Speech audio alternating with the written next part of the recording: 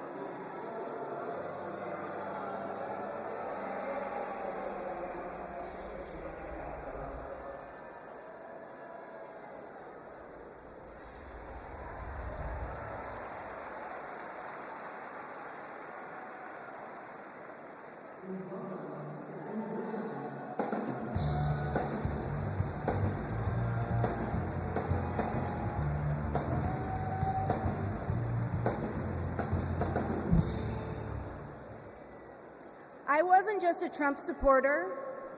I was a true believer. I was one of his closest advisors. The Trump family became my family. I spent Easter, Thanksgiving, Christmas, and New Year's all at Mar-a-Lago. I saw him when the cameras were off. Behind closed doors, Trump mocks his supporters. He calls them basement dwellers. On a hospital visit one time when people were dying in the ICU, he was mad that the cameras were not watching him. He has no empathy, no morals, and no fidelity to the truth. He used to tell me, "It doesn't matter what you say, Stephanie. Say it enough and people will believe you." But it does matter. What you say matters, and what you don't say matters. On January 6th, I asked Melania if we could at least tweet that while peaceful protest is the right of every American, there's no place for lawlessness or violence. She replied with one word: no. I became the first senior staffer to resign that day. I couldn't be part of the insanity any longer. When I was press secretary, I got skewered for never holding a White House briefing. It's because, unlike my boss, I never wanted to stand at that podium and lie. Now here I am, behind a podium, advocating for a Democrat. And that's because I love my country more than my party. Kamala Harris tells the truth. She respects the American people, and she has my vote. Thank you.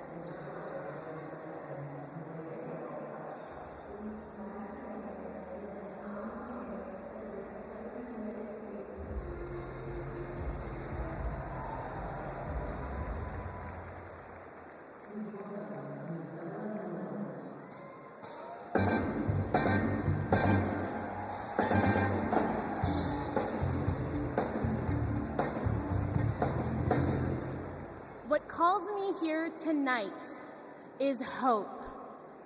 As a woman who has struggled with fertility, I have not always been hopeful, but today I am. I'd always dreamt of motherhood, and coming from a large Bangladeshi American family, I imagined it'd be easy. It wasn't. My husband and I tried to conceive. We failed. We tried and failed again and again and again for 6 long years. Finally, I got pregnant. We were overjoyed, but then I miscarried. I was devastated. It was only after sharing my story online and hearing from women about their experiences with IVF that I felt a tiny glimmer of hope. So I started the IVF process. But just a few weeks before my egg retrieval, I learned I was pregnant. Today, we have 2 beautiful daughters. But this is not everyone's ending. For many women, IVF is the only choice. That choice and more is at stake in November. The freedom to plan your family, the hope of having a family at all. I'm here to stand with everyone fighting for our reproductive freedoms, because my daughters and yours deserve every option, every hope, every possible future. To anyone listening who is struggling to start a family, you are not alone. We will not let you lose hope. Because when we come together to raise our voices with love, we win. Thank you.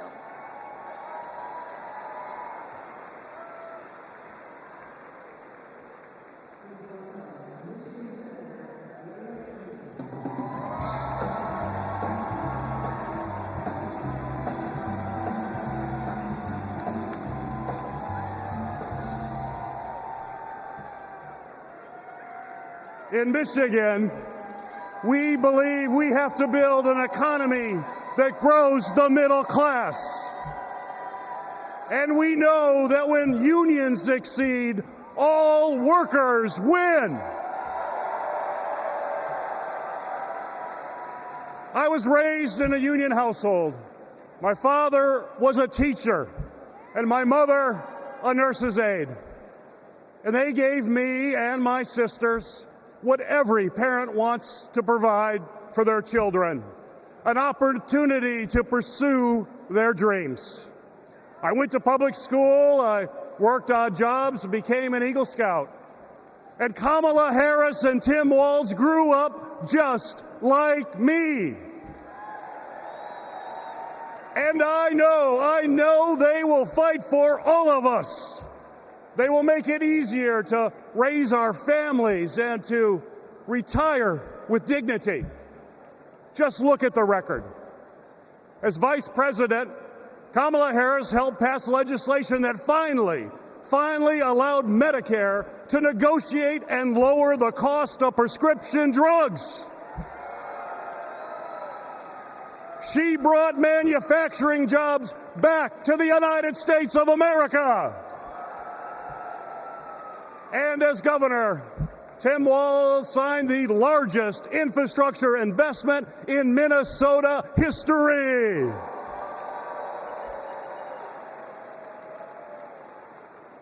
And on the other hand, we have Donald Trump and J.D. Vance. And let's be clear, if they win, working people like my friends here from the Teamsters will pay the price.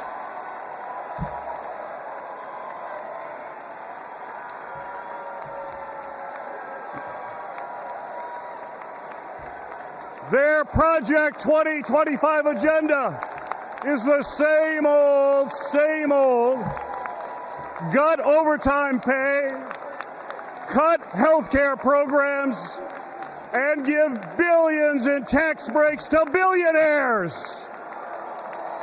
We cannot let that happen, and we will not let that happen. And now I want to introduce some retired Teamsters and pension warriors, led by Ken Stribling, president of the National United Committee to Protect Pensions.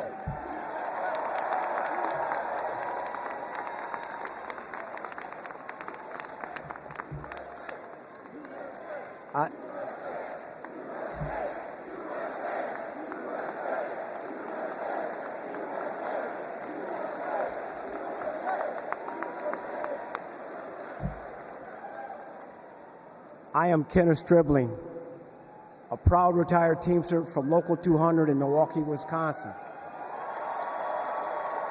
I hope you don't mind, but I brought some friends. Pension warriors from the NUCPP. I found out in 2025 my monthly pension benefit was going to be reduced in half. Not long after that, my wife Beverly was diagnosed with terminal cancer. I didn't know how we were going to make it. So I went to a retirees meeting in the basement of a small church. At that moment, I knew we were not going to go down without a fight. Beverly made me promise never to quit until we made this right. So we organized a nationwide grassroots movement. For 6 years, we fought hard. And finally, we had a breakthrough. After 50 days in office, the Biden-Harris administration passed the American Rescue Plan, including the Butch-Lewis Act, to save our pensions and secure our retirement. They got it done without one single Republican vote in Congress. They saved over 1 million pensions, including 33,000 from my state, Wisconsin, 52,000 from Pennsylvania, 61,000 from Michigan. As president, I know Kamala Harris will have our backs. She will fight for our retirement, Social Security, and Medicare. Beverly passed away in 2019, but I kept my promise, because a promise is a promise is a promise. Thank you.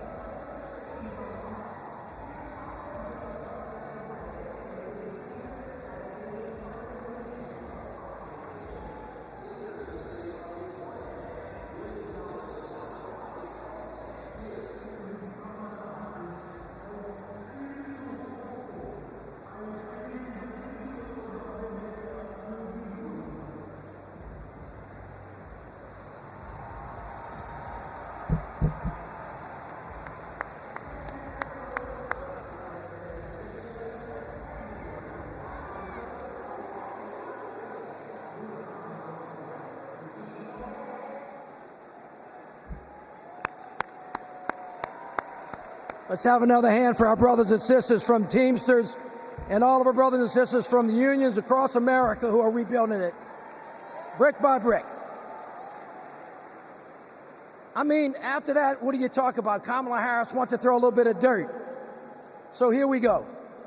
After years of dead ends and broken promises, President Biden and Vice President Harris brought Republicans and Democrats together to actually get something done. Trump promised Infrastructure Week but never built anything. But this time, the Biden-Harris administration is actually breaking ground, and we're starting to turn dirt, ushering in an infrastructure decade. All I see is possibilities ahead. You see, the foundation of a strong economy is literally a country's infrastructure. It's the cornerstone upon which all rest. We finally got a president and a vice president who puts their money where their mouth is. Already, $460 billion out the door, $1 trillion of private sector investment building roads and bridges and airports and ports and water systems so that kids don't have to drink dirty water out of lead pipes and little girls don't have to sit on the back of their mama's car trying to do their homework so they can have a better future for us. We're building a clean energy economy. All of it is moving out of the door. And we're touching every part of the country, from the Pakiak, Alaska, all the way down to Lowndes County. We have over, hear me now, 60,000 projects all across this country with funding already underway. We're hitting the ground running, and it's right in everybody's backyards.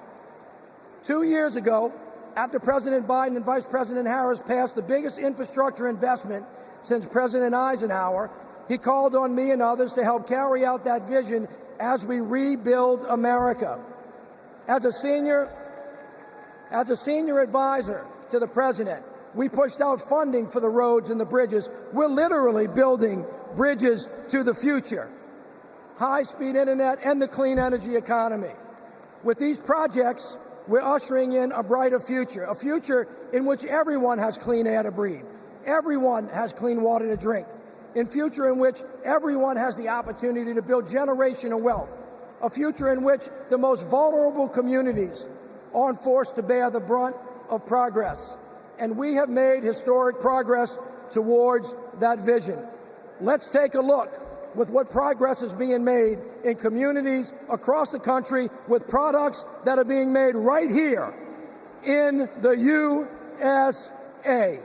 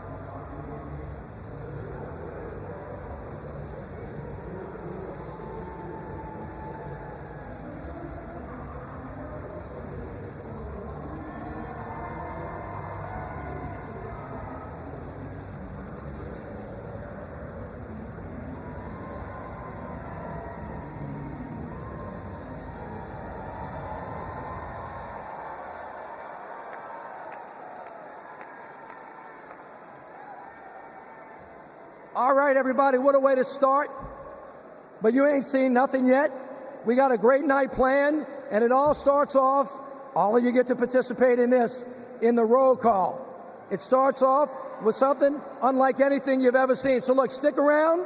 We're going to be right back at you.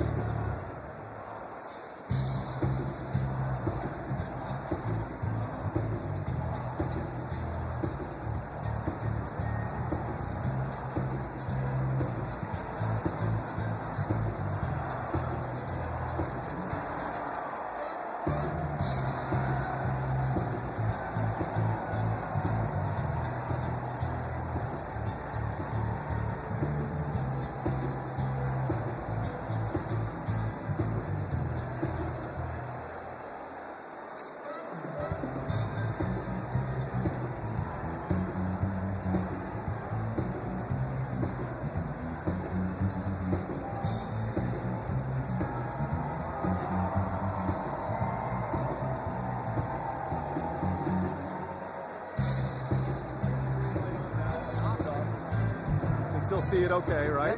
Great. Perfect. And if you don't look, for some reason, I might flash it if you're like, if you get distracted. Got it. Just know. Got it.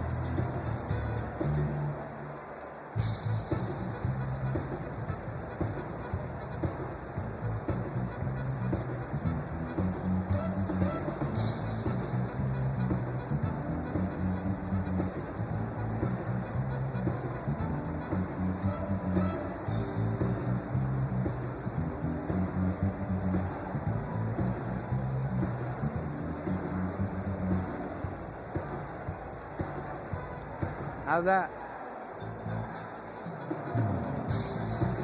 I understand, Pat. Okay.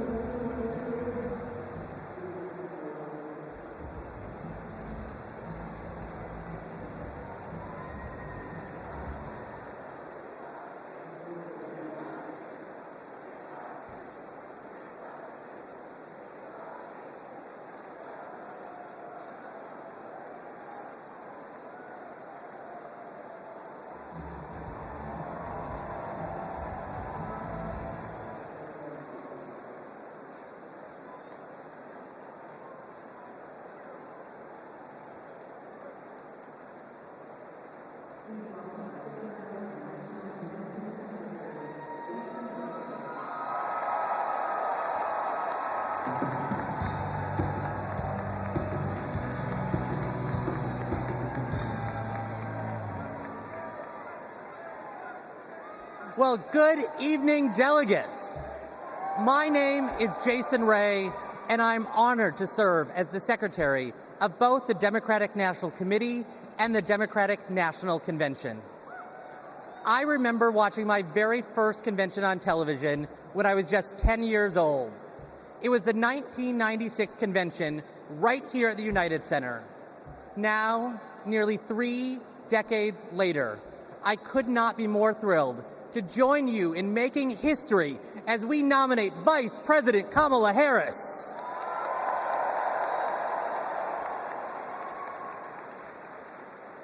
Pursuant to our convention rules, we will now proceed with a celebratory roll call vote for the Democratic Party's candidate for the 47th President of the United States of America.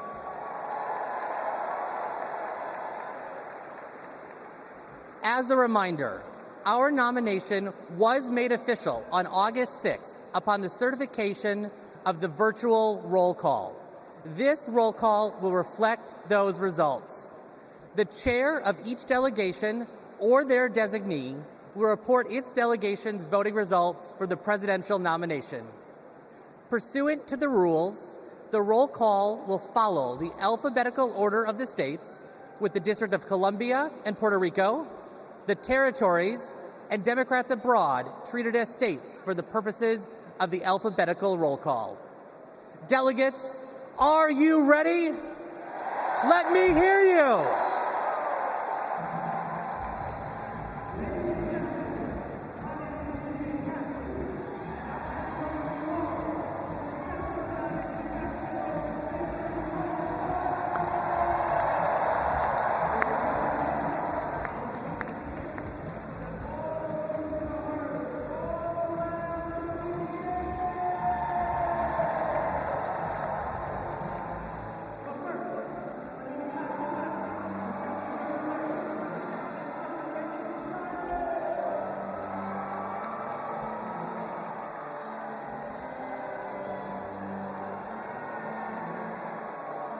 Alabama, how do you cast your votes?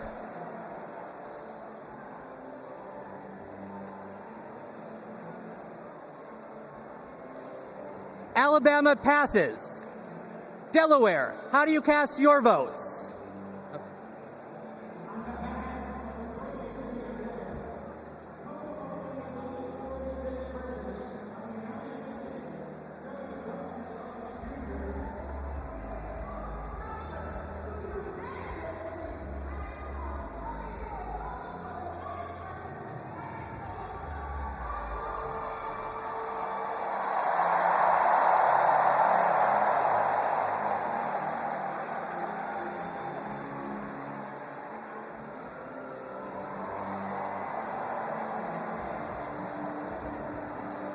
Thank you, Delaware.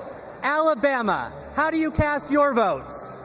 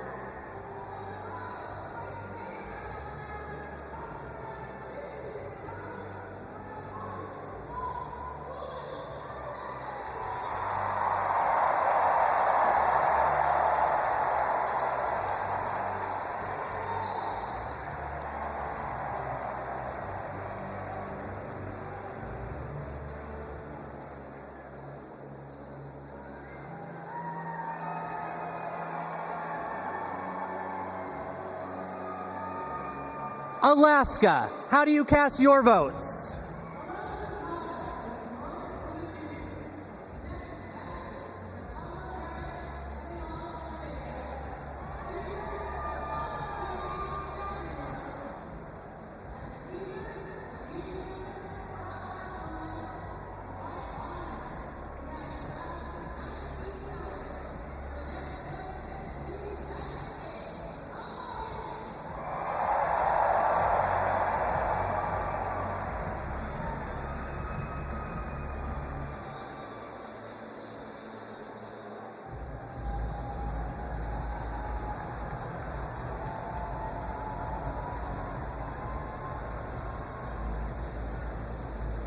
American Samoa, how do you cast your votes?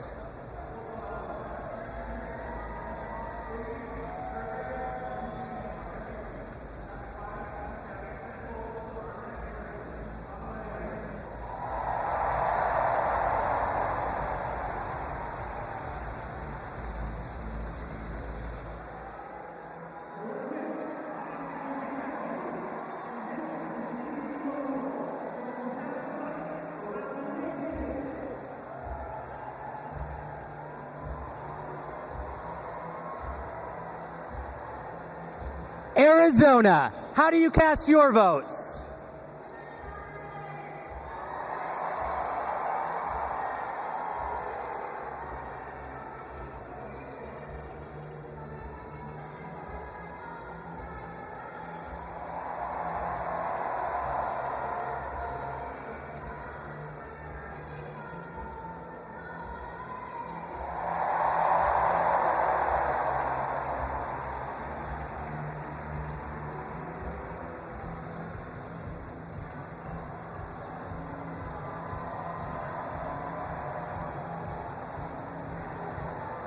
Arkansas, how do you cast your votes?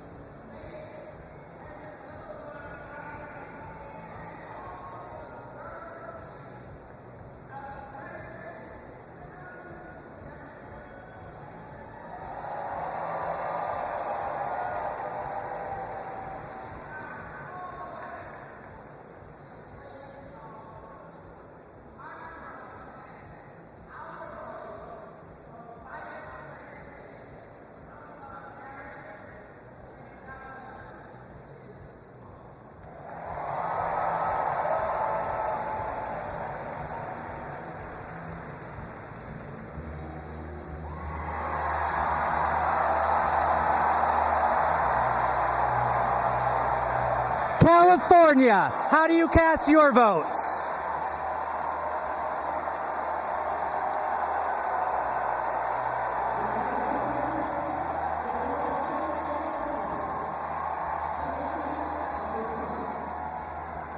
California passes.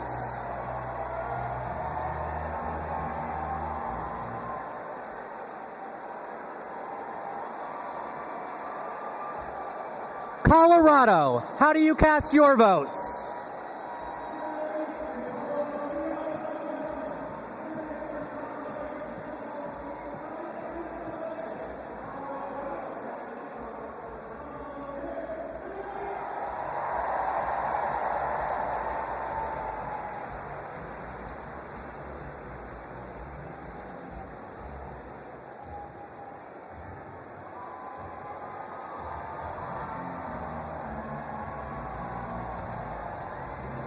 Connecticut, how do you cast your votes?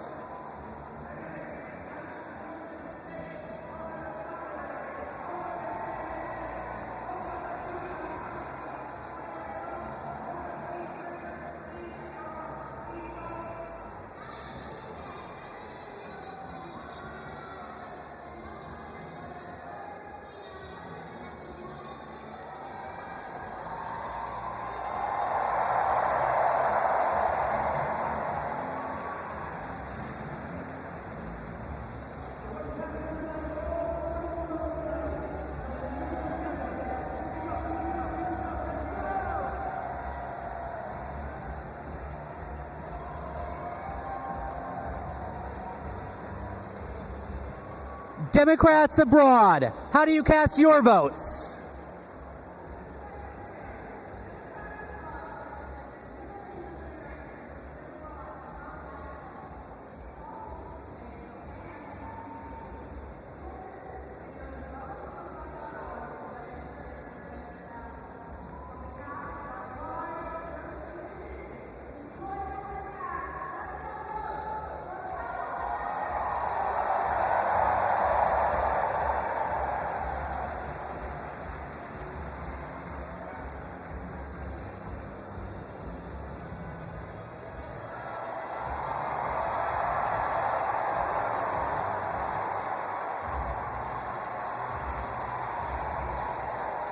The District of Columbia, how do you cast your votes?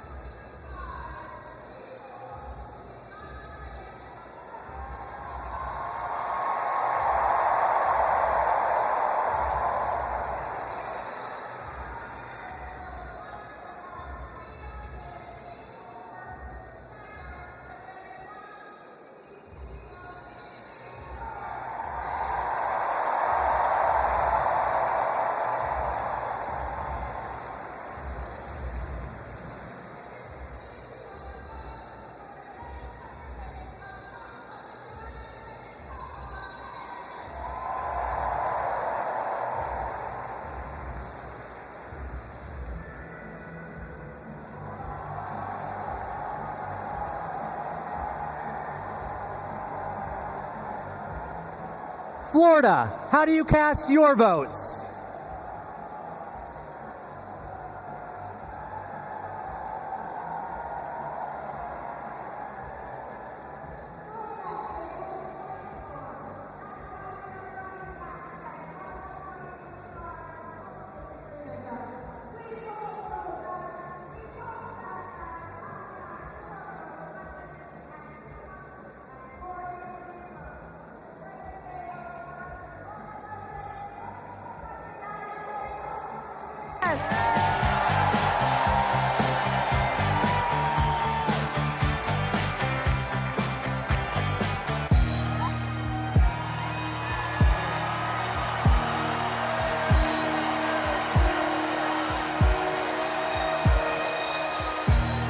Georgia, how do you cast your votes?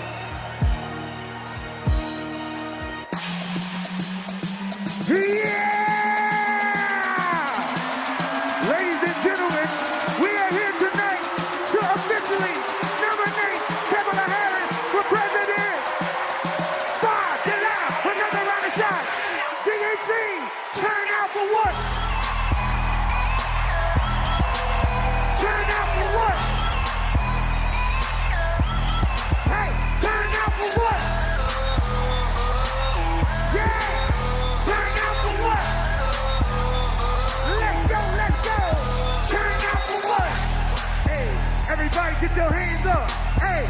Everybody get your hands up. Hey, everybody get your hands up. Now, say, we're not going back. We're not going back. We're not going back. We're not going back. D.P. Harris, come to the wall. D.P. Harris, give me the wall. Hey.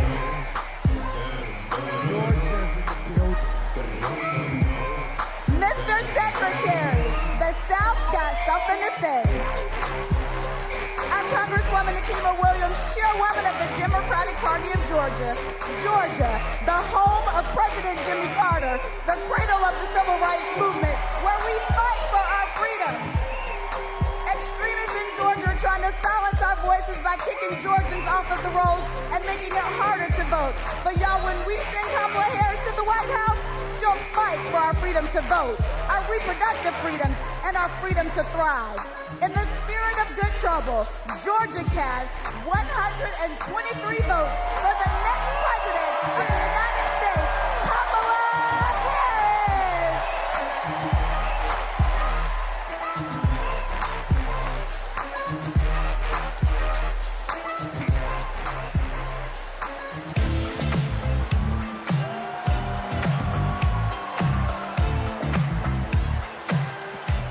Guam, how do you cast your vote? Half day, todo centro. I am Governor Lou Leon Guerrero, the first female governor of our beautiful island of Guam. The home of the indigenous Chamorro people. And where America's day begins. And we proudly cast our 12 votes to the next first female president of the United States of America. Viva Kamala! Viva Kamala! Viva Kamala!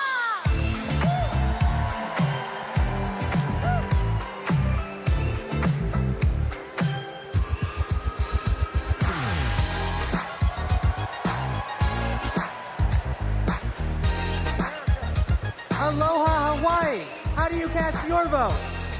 America, thank you all for loving Hawaii. The spirit of aloha means acting with love and kindness. Our Hawaii was the first state to legalize abortion. Our state was the first to ratify the ERA. Our state was the first to pass universal health care for all and target 100% renewable energy. Our state is the birthplace of Barack Obama. Our state shares the values of Kamala Harris, and we cast 6 votes present and 23 votes for Kamala Harris. First woman president.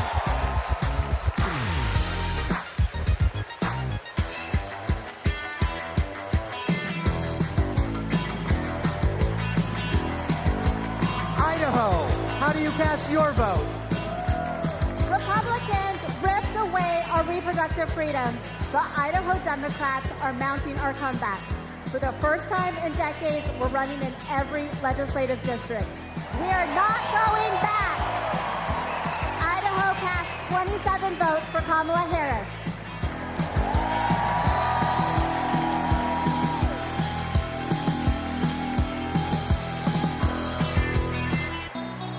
Ladies and gentlemen, today is a celebration of democracy, a celebration of freedom, a celebration of future. Chicago, are you ready?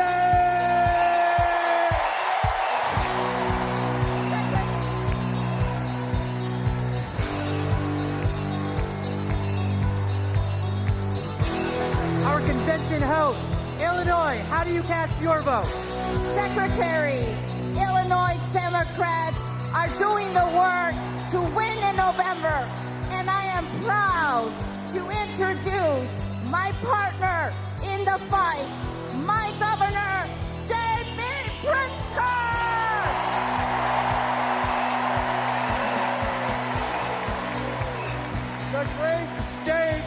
The great state of Illinois, the prairie state, home of 4 presidents, including President Barack Obama. The birthplace of skyscrapers and the adopted home of Superman. The cornerstone of the Midwest Blue Wall. The first state to ratify the 13th Amendment ending slavery. And the 19th Amendment granting women the right to vote. Illinois cast 1 vote present and 176 votes for the next President of the United States, future Madam President Kamala Harris.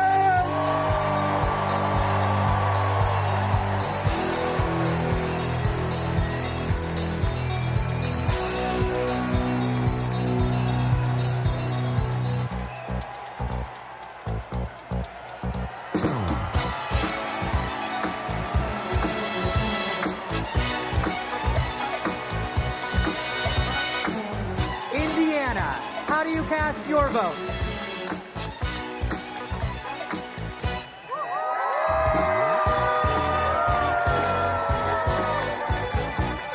Indiana welcomed me into its heart.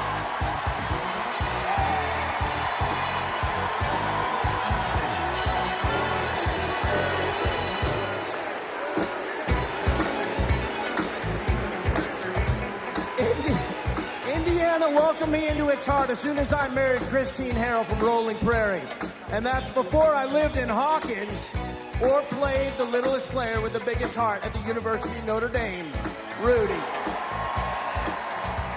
I want what's best for Indiana, and that means electing Kamala Harris, the first woman president of the United States of America. On behalf of the great Hoosier State, home of the largest single sporting day event in the world, the Indy 500, home of Michael Jackson, home of Baby Bass, home of David Letterman, Indiana delivered this 86 delegates to Kamala Harris and Tim Walz as the next president and vice president.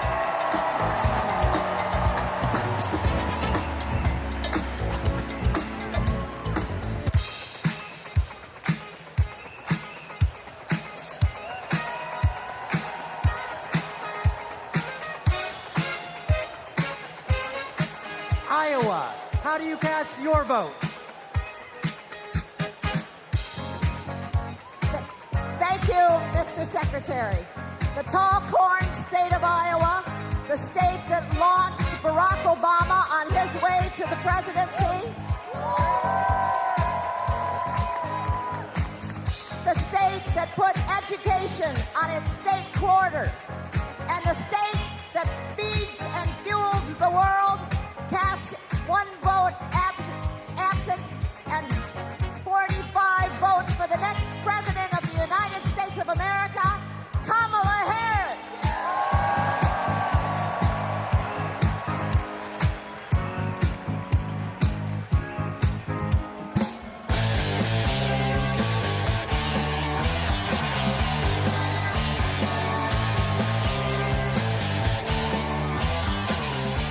Kansas, how do you cast your vote?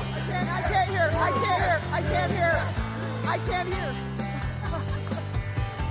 Hello, delegates from the center of America, the Sunflower State, Kansas, where our farmers feed America, where we elect strong women who govern from the middle. As the first ever black chair of Kansas, I am proud to cast our 39 votes for the first black woman president, Kamala Harris!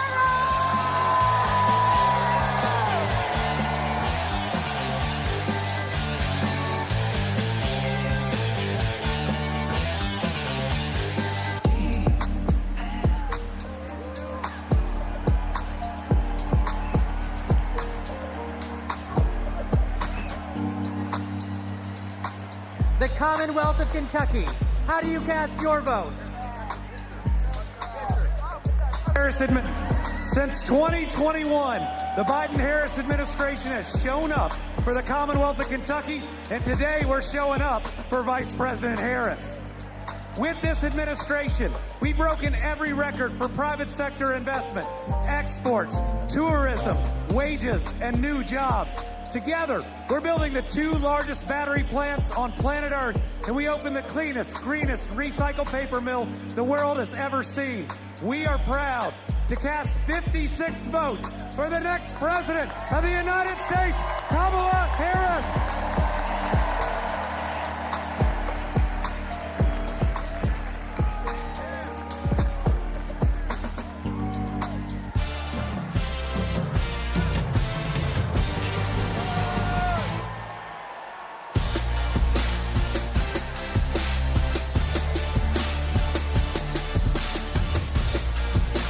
Louisiana, how do you cast your votes? Greetings from Louisiana. Mr. Secretary, my name is Wendell Pierce, and I'm a proud son of Louisiana. And Louisiana is about family, and I'm surrounded by my family of the delegates of Louisiana. And our great Congressman, Troy Carter. Louisiana casts its vote in support of our democracy, and we stand in line for a more perfect union. And born out of that democracy from the Big Easy, the northernmost Caribbean city, the last Bohemia was jazz. And nothing can be more emblematic of jazz and democracy than what we swing with in the Big Easy. And it's because of that that I am here to cast my personal vote for the next president of the United States, Kamala Harris. And now, the leader of our party, Mr. Randall Gaines. The great state of Louisiana, a state that embodies the principles and spirit of hope and resilience, and so does Kamala Harris. The great state of Louisiana cast its 1 vote present, and our 47 votes for the next president of the United States, Kamala Harris.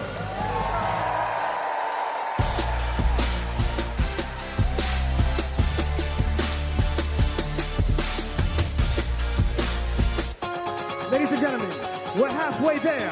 Are you ready? Here we go, here we go. Let's go, let's go, let's go!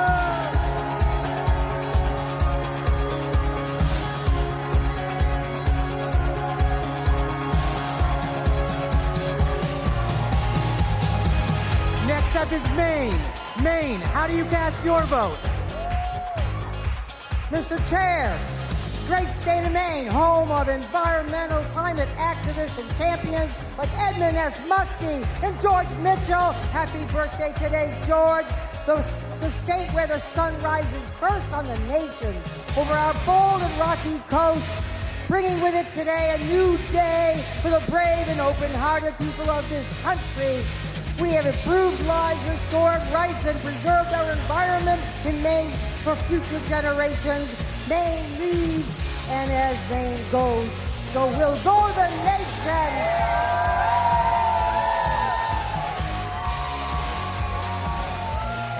Maine proudly cast 30 votes for our next president, Kamala Harris.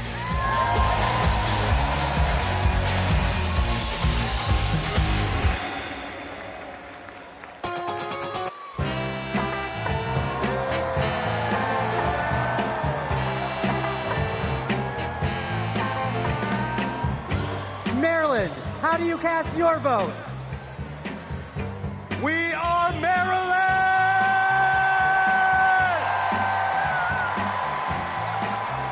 And we represent Marylanders past and present who have contributed to America's greatness. We are the birthplace of Harriet Tubman. We are the birthplace of Thurgood Marshall. We are the birthplace of Frederick Douglass. We are the place where soldiers defended our freedoms in Baltimore and also in Antietam, and the home of thousands of veterans who call Maryland home.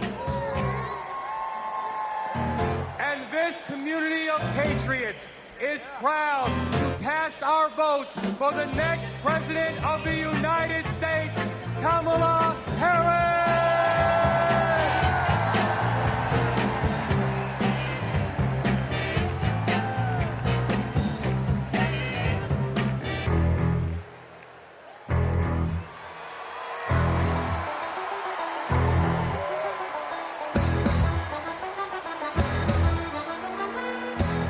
The Commonwealth of Massachusetts.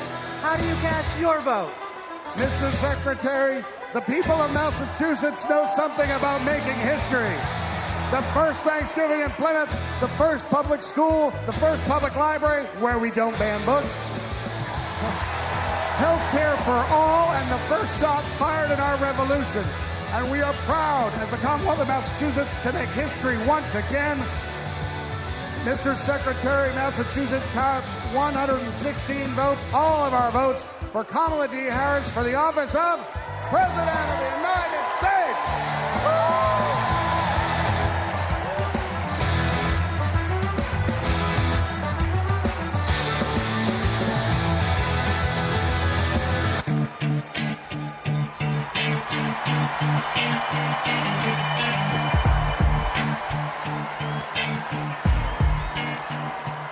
Michigan, how do you cast your vote? Good evening from the Great Lakes State. I'm Michigan Democratic Party Chair LaVora Barnes. Michigan has an incredible story. We put the world on wheels and we built the middle class. We are getting things done in Michigan in 2022. We flipped our state House of Representatives for the first time in 40 years. We're getting it done in Michigan. And I'm Governor Gretchen Whitmer. We cut taxes. We protected freedoms. We brought manufacturing home, and we know how to win. This November, Burlington together. Michigan passed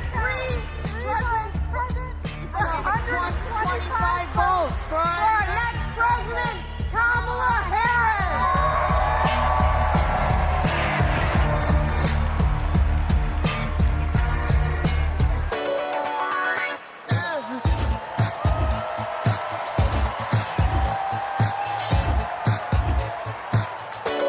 Minnesota, how do you cast your vote? Mr. Secretary, the great state of Minnesota, home of Vice President Hubert Humphrey, Vice President Walter Mondale, and the next Vice President of the United States, Tim Walz. We pass. Minnesota passes.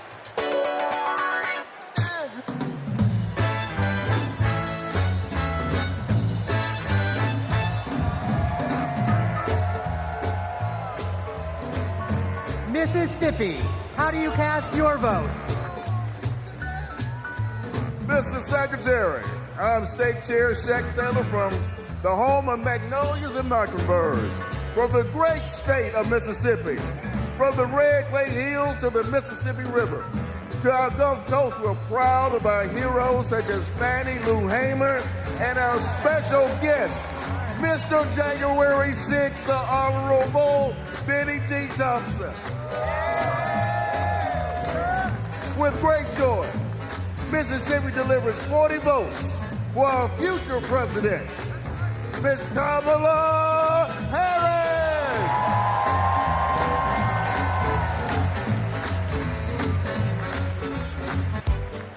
And tonight is a celebration of love, a celebration of life. So let the celebration continue.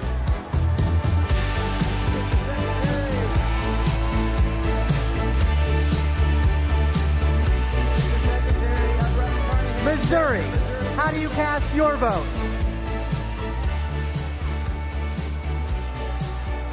Mr. Secretary, I'm Russ Carnahan, Chairman of Missouri Democrats. We're home to Super Bowl champion Kansas City Chiefs. We are home to common sense leaders like President Truman, Senators Eagleton, Carnahan, McCaskill, and we will fire Josh Hawley and hire Marine veteran Lucas Coons. Our voters will reclaim reproductive freedom, Kamala Harris is in a lightning bolt of energy and hope across this country, and we proudly cast 2 votes present and 68 votes for Kamala Harris and our Midwestern friend, Tim Walz.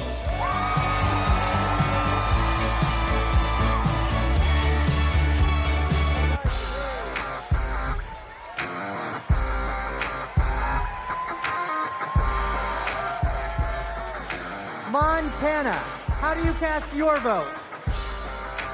We, the delegates of the proud state of Montana, on behalf of Big Sky Country,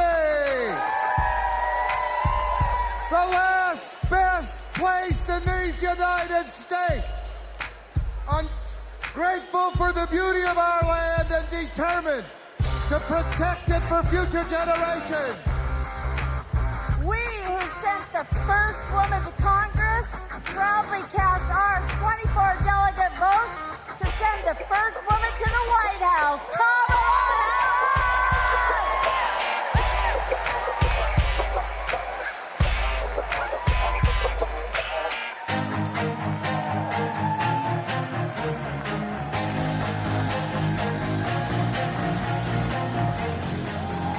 Nebraska, how do you cast your vote?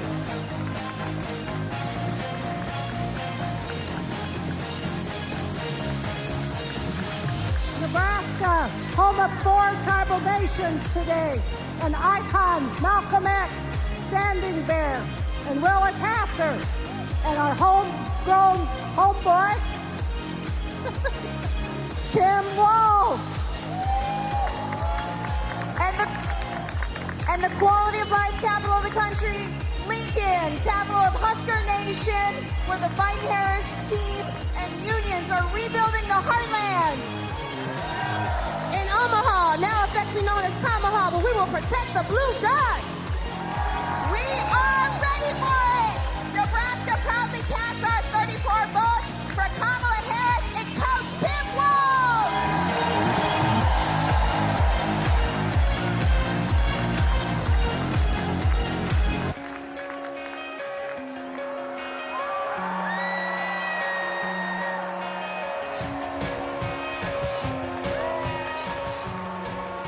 Nevada, how do you cast your vote?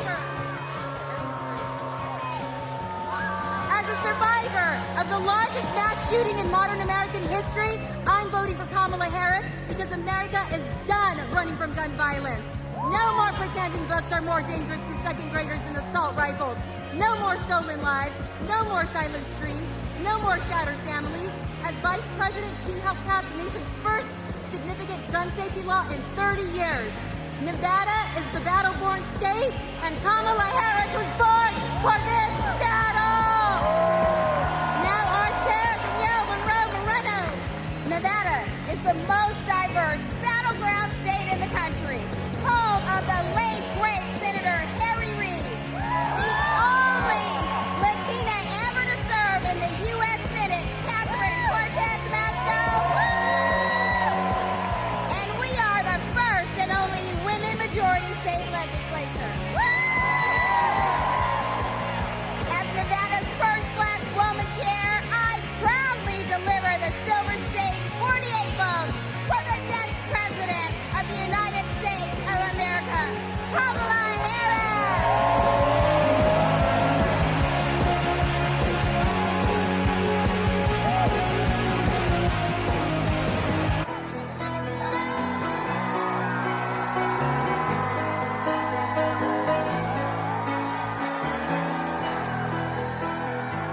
New Hampshire, how do you cast your vote?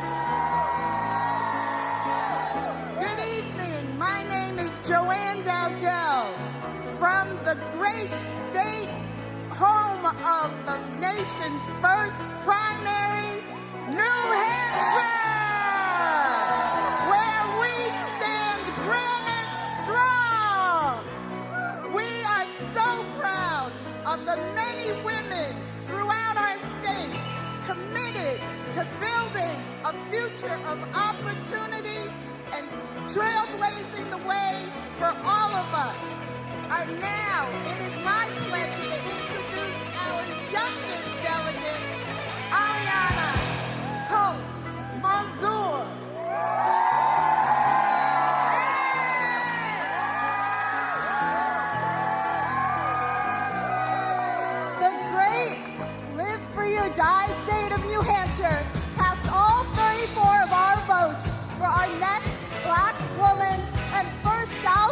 Nation President, Kamala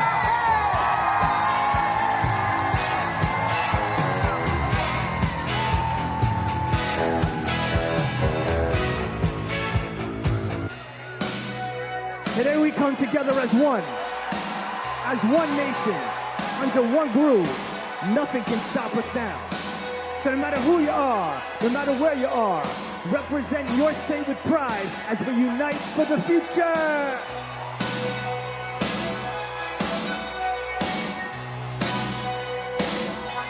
New Jersey, how do you cast your vote? Everybody, I'm Governor Phil Murphy. We're from Jersey, baby, and you're not. In the Great Garden State, we care about protecting women's rights and lifting up vulnerable communities. That's what we mean when we say the Great Garden State. My name is Dr. Joey Perella, pronouns she, her, hers. I'm a proud resident of the Garden State. I'm proud to stand with Kamala Harris and Tim Walz because they stand with the LGBTQ community.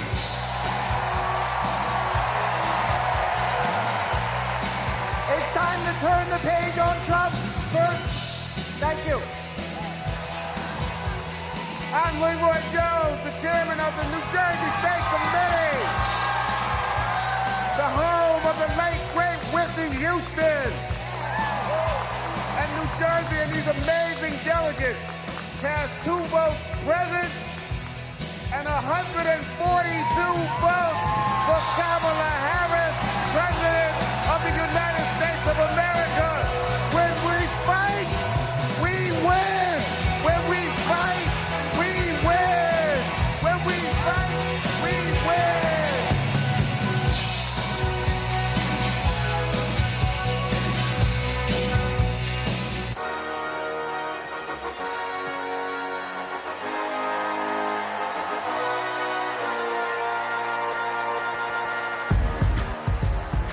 New Mexico, how do you cast your vote?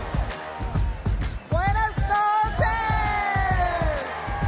Chair Jessica Velasquez here with our delegates from the land of enchantment, the great state of New Mexico, where we live our family values, respect women, love our land, our water, our blue skies, our green chili, and our sunsets. We are proud to cast 45 votes for Kamala Harris and Tim Walz.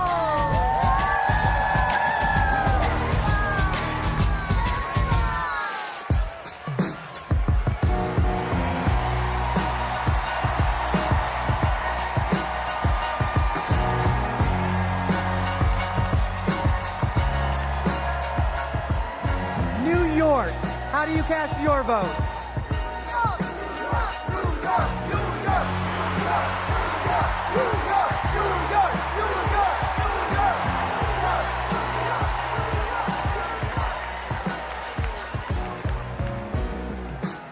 Mr. Secretary, my name is Henry Garrido. I am from the great state of New York. Unions not only built the Empire State, they built a strong middle class across this country.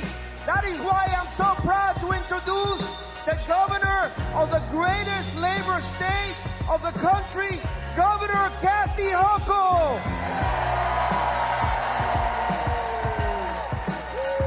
As governor of the greatest state that ever existed. Hey, we're New Yorkers, get used to it.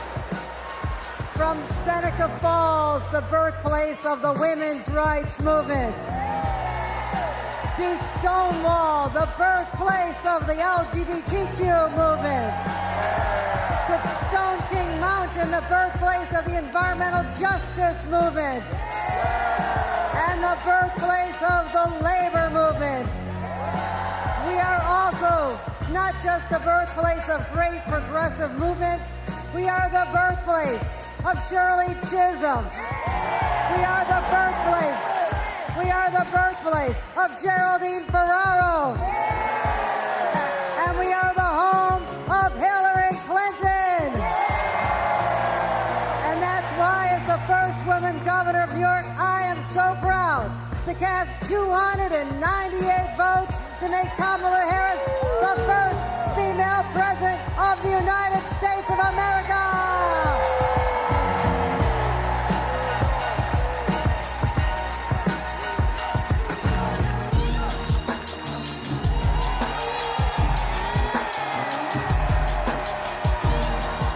North Carolina, how do you cast your vote?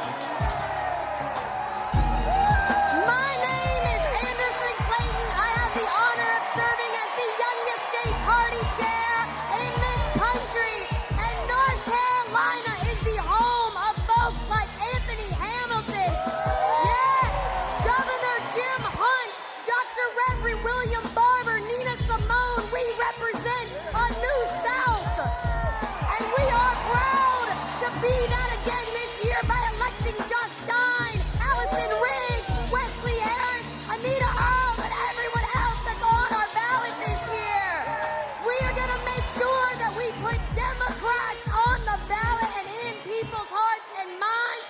North Carolina gives 131 votes to the phenomenal Kamala Harris.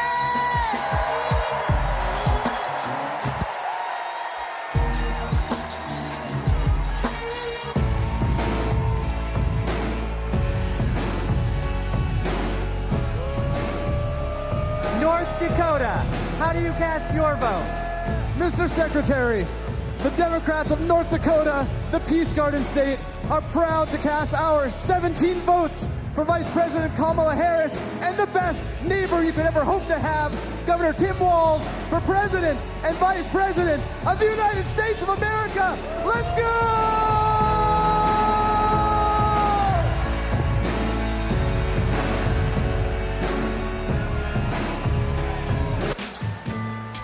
So now, ladies and gentlemen, my name is DJ Cassidy. This is the DNC roll call, and tonight, your voice is the future.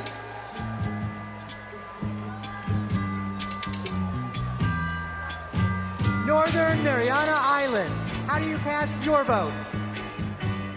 Half a day, T-Row, and hello, everyone.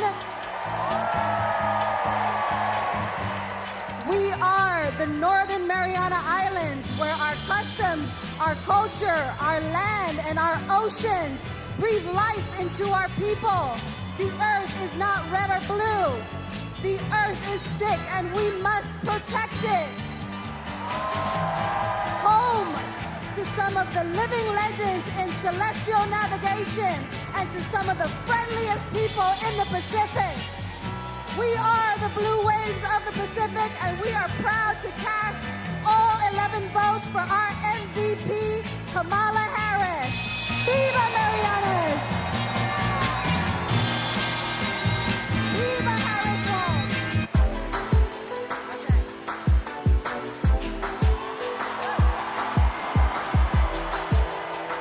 Ohio, how do you cast your vote?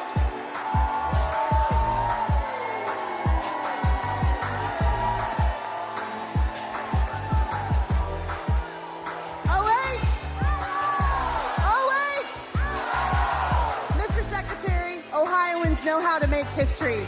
We put a man on the moon, and we are the founding home of the AFL-CIO. We enshrined abortion rights in our state constitution by 13 points, and we are going to send Sherrod Brown back to the U.S. Senate. As the first woman to lead Ohio Democrats, I am proud to cast our ballots for the first woman to be president of the United States. Mr. Secretary, we cast 1 vote present and 142 votes for Kamala Harris and Tim Walz.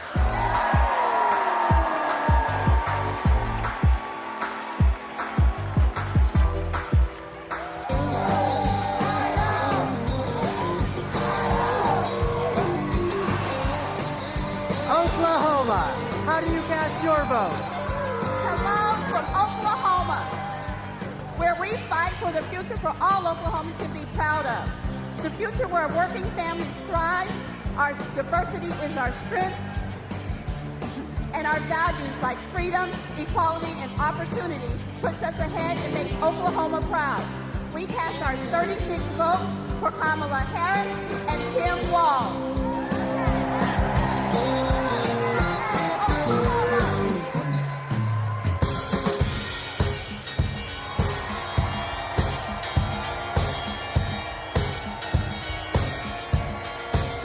Oregon, how do you cast your vote?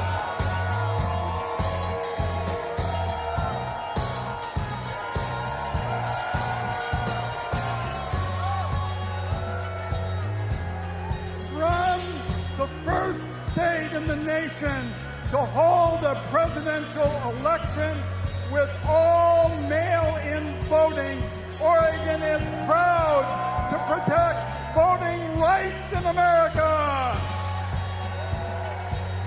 And hailing from the heart of the beautiful Pacific Northwest, Oregon protects our planet and fights for LGBTQ equality.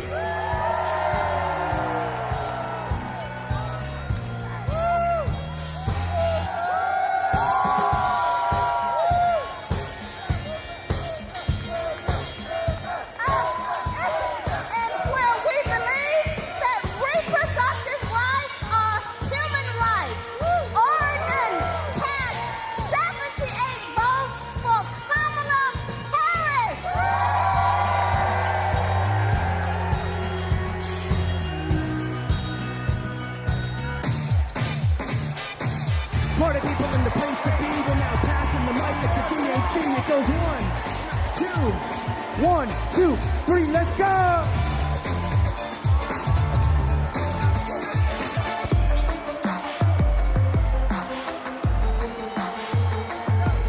The Commonwealth of Pennsylvania, how do you cast your vote?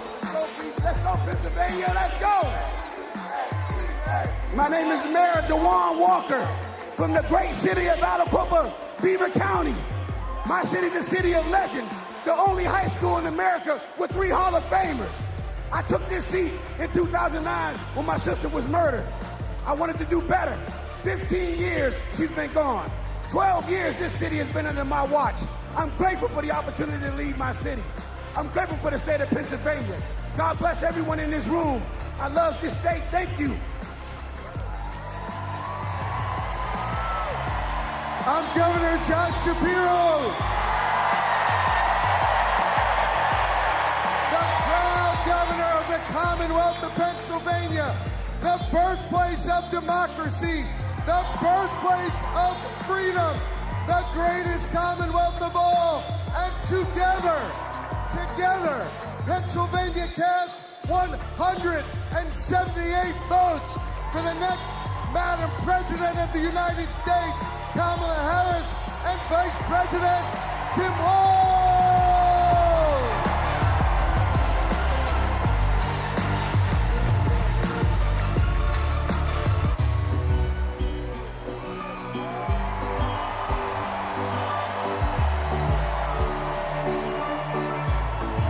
Puerto Rico, how do you cast your vote? Buenas noches.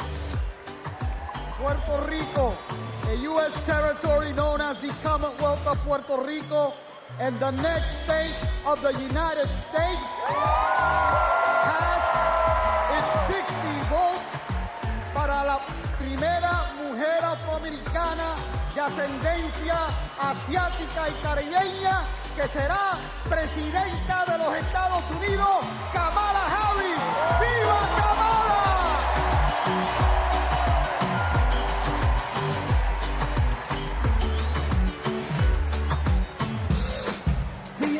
Let's go!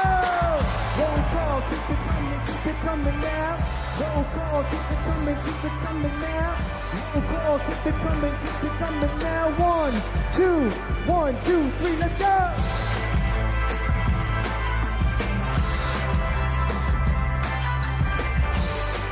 Rhode Island, how do you cast your vote? I am Joe Shekarchi, Speaker of the Rhode Island House. We are the smallest state, but we have the biggest ideas.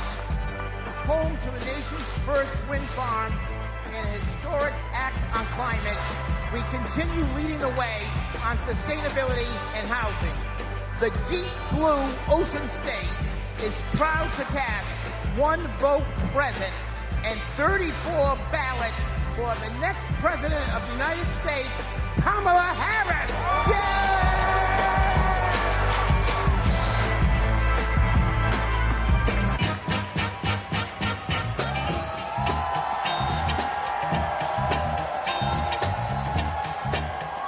South Carolina, how do you cast your vote? I'm Crystal Spain. I'm Crystal Spain, chair of the South Carolina Democratic Party. Hello from the great state of South Carolina, where we pick president. The home of the DNC chair, Jamie Harrison. The home of the first Black Panther, Chadwick Boseman. The home of the national basketball champions, the mighty Lady Gamecocks. I'm Senator Margie Bryant Matthews, one of the sister senators, and John F. Kennedy Profiles in Courage Award winner. We stopped the total abortion ban in South Carolina. Like us, Kamala has proven that she has the courage to fight and will fight for all Americans. South Carolina is not going back.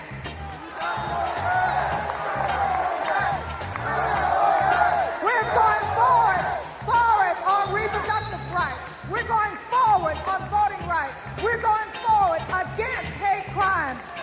Forward with a prosecutor and not a crook. That's why we are proud to cast our 65 delegates for Kamala Harris.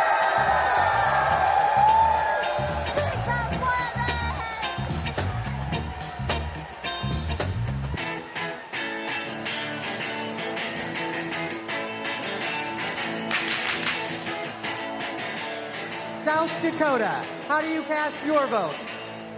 How mitakiapi, chante washte na bechuzapalo. In my beautiful Lakota language, that means hello, my relatives. I shake your hand with a happy heart. That is the spirit of my beloved South Dakota. My name is Chante Redis, and I want to say that my people, the Ocheti Shakoan, are still here. The 7 council fires are still here. Let me tell you what a Kamala Harris presidency will mean for me, my friends, and my community. More importantly, more opportunities, more good-paying jobs, better access to health care, and a quality education. That is the future we deserve, and it is the future we will win on November 5th when we elect Kamala Harris. Thank you, Mr. Secretary. The state of South Dakota is proud to be part of such a historic moment in our country's history. We are a land that is proud of our hardworking farmers and ranchers, that celebrates 9 tribal nations and their incredible cultures, where natural beauty can be seen from the Big Sioux River to Mount Rushmore. South Dakota is honored to cast all 20 of our votes for Vice President Kamala Harris, who will soon be known as Madam President.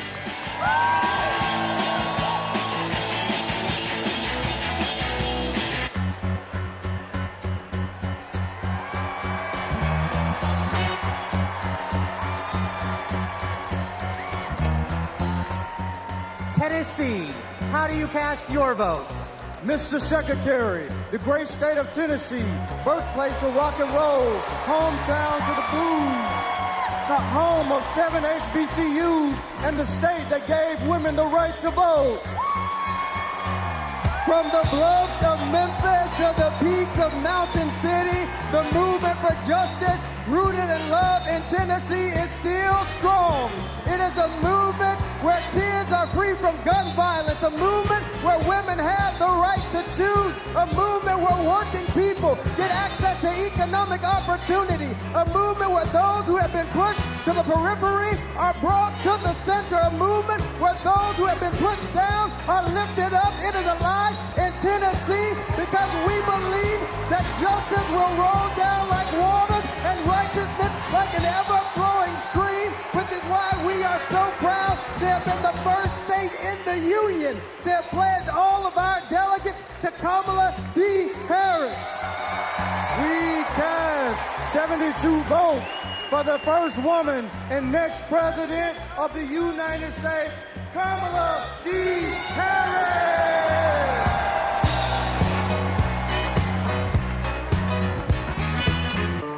Party people, come on. DNC, party people, come on. Roll call, party people, come on. DNC, party people, come on.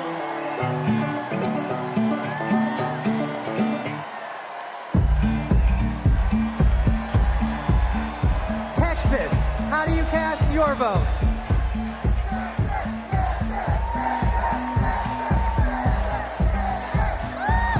Hello, Chicago! I'm Eva Longoria from Corpus Christi, Texas, home of Selena Quintanilla, and I'm here to introduce native Texan Cecile Richards. I'm proud to be here tonight representing a tradition in Texas of progressivism and my late mother, Ann Richards, the governor of Texas, and passing it on to another great Texas heroine, Kate Cox. I'm Kate Cox, and I love being a mom. I have two beautiful children, and my husband and I have always wanted a third. But when I got pregnant, doctors told us our baby would never survive. And if I didn't get an abortion, it would put a future pregnancy at risk. But Trump didn't care. And because of his abortion bans, I had to flee my home. There's nothing pro-family about abortion bans. There's nothing pro-life about letting women suffer and even die. Today, because I found a way to access abortion care, I am pregnant again.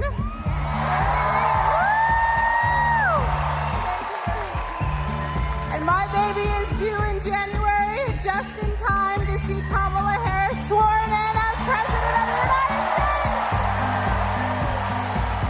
Mr. Secretary, my name is Gilberto Hinojosa, Chair of the Texas Democratic Party, and as the nation's biggest battleground state with 40 electoral votes on behalf of 30 million Americans. Texas cast 3 votes present and 263 votes for freedom, for the future, for the first woman to serve as the next president of the United States, Kamala Harris.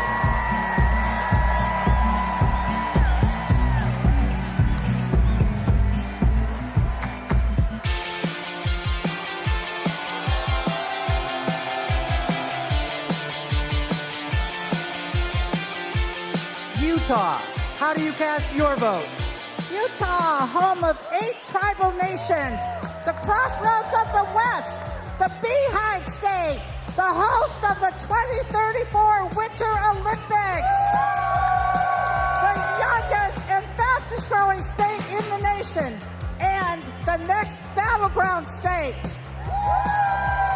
Mr. Secretary, we proudly cast 34 votes for Vice President Kamala Harris!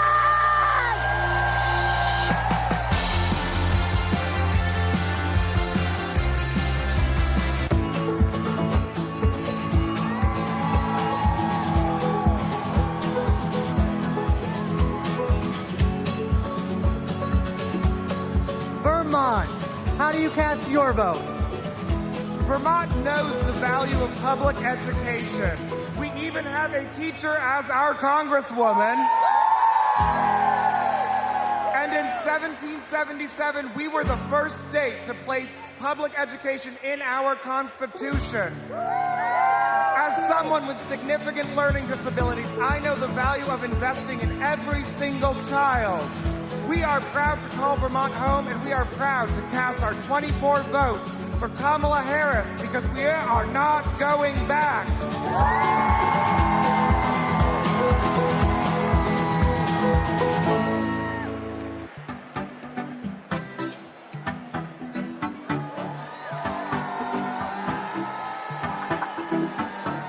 The U.S. Virgin Islands, how do you cast your vote? Mr. Secretary, we are proud to call the Virgin Islands of the United United States our home, a place of resistance and freedom, home of Alexander Hamilton, the first slave rebellion in the Western Hemisphere, the fire-burned Queens. We are proud to celebrate a nominee of Caribbean heritage. From America's Caribbean, the place where the sun rises first in America, from the place of great liberty and the vacation home of President Joe Biden, the Virgin Islanders are strong, resilient, and committed to and passionate to vote for the next President of the United States. All 13 votes to Kamala Harris!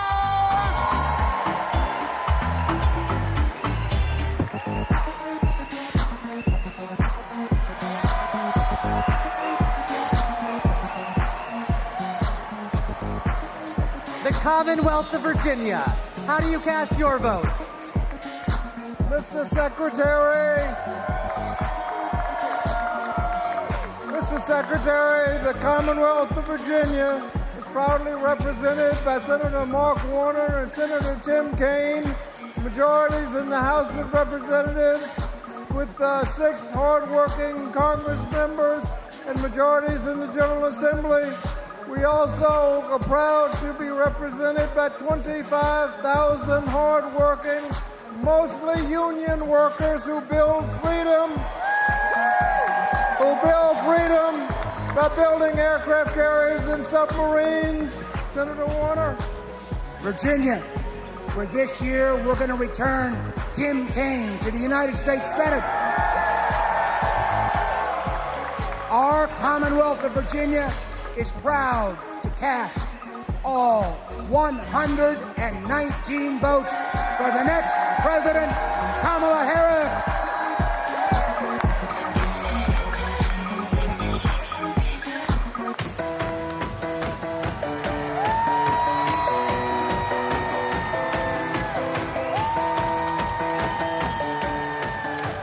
Washington, how do you cast your vote?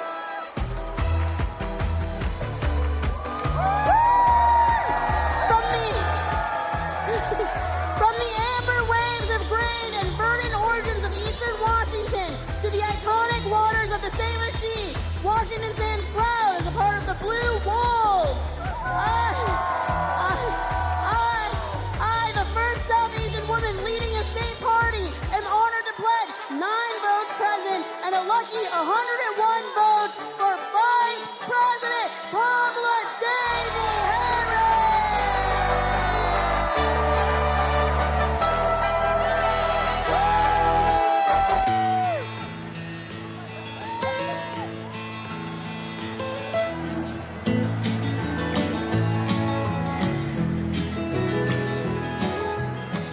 West Virginia, how do you cast your votes? My name is Jean Evansmore, and I'm 83 years old. And as such, I am the oldest of the delegates in West Virginia. Most 83-year-olds that I know are spending time with their grandchildren or traveling. But I'm here, suited up and ready to battle. Because I will not, I repeat, I will not let everything I've fought for be taken away by Donald Trump.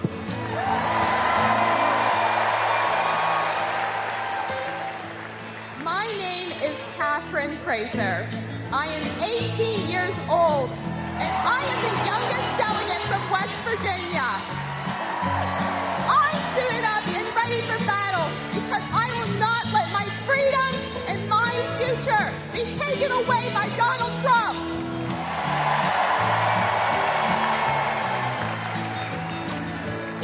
That's why we're proud to cast West Virginia's 24 delegates for the next President of the United States, Kamala Harris!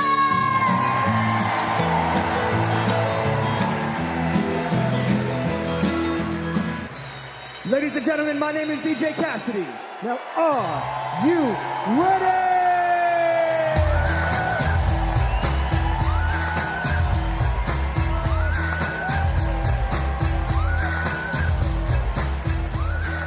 my home state of Wisconsin. How do you cast your vote? Thank you, Badger Jason Ray, for all your good work. As a proud governor of the great state of Wisconsin, we're home of the Green Bay Packers. We're home of the Wisconsin Badgers. We're home of the Milwaukee Brewers. And the Milwaukee Bucks, as well as U.S. Senator, our best U.S. Senator, Tammy Baldwin. And our great congressional folks, Gwen Moore and Mark Pocan. I'm here because I'm jazzed as hell to announce that Wisconsin cast one vote present and 94 votes who are we at? Got me going here. Former Wisconsinite, former state, oh my God. We love you, Jody! We love you, Jody! 94 votes for.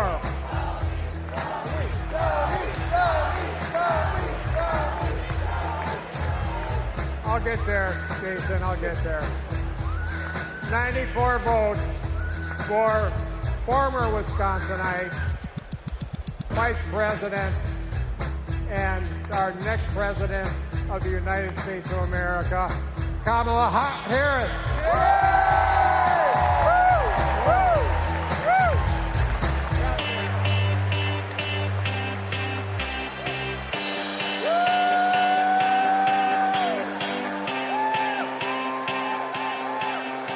Wyoming, how do you cast your vote?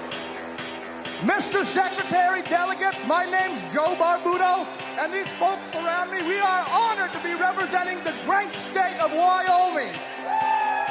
Both the first state and territory in this nation to recognize a woman's right to vote, and the state that 100 years ago elected Democrat Nellie Taylor Ross, our nation's first female governor. With that legacy in mind and heart, the Equality State cast all of our votes for the woman who will be the first woman president of the United States. Say it with me now, Kamala Harris!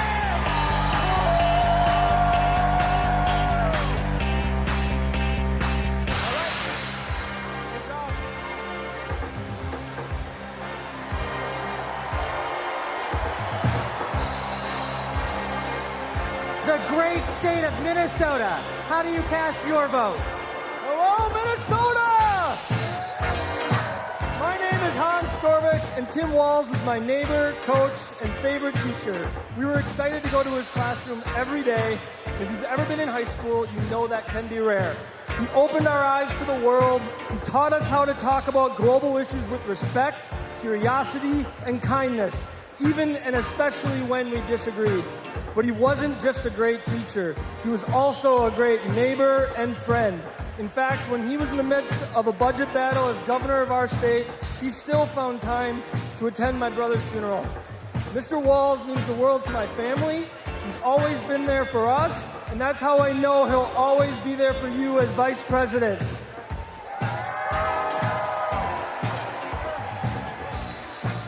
Thank you, Hans. Minnesota, let me hear you.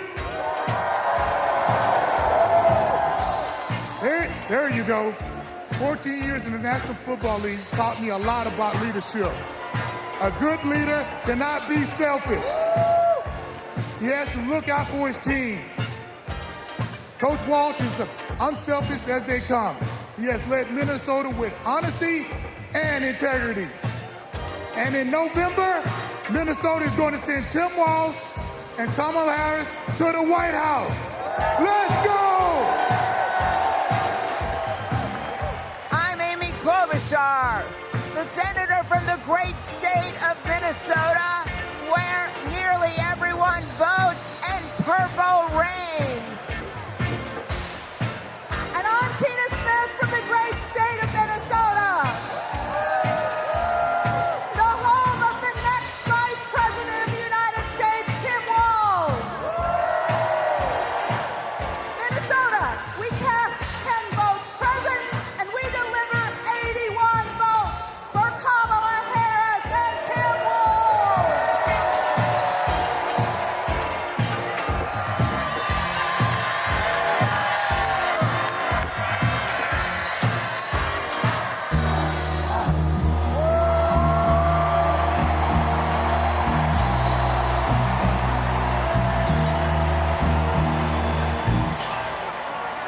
great state of California. How do you cast your vote? My name's Governor Gavin Newsom. From the great state of Nancy Pelosi. I come from a state, like our nation, of dreamers, of doers, of entrepreneurs, of innovators, that prides itself on being on the leading and cutting edge of new ideas. California is the most diverse state in the world's most diverse democracy. And we pride ourselves on our ability to live together and advance together and prosper together across every conceivable and imaginable difference.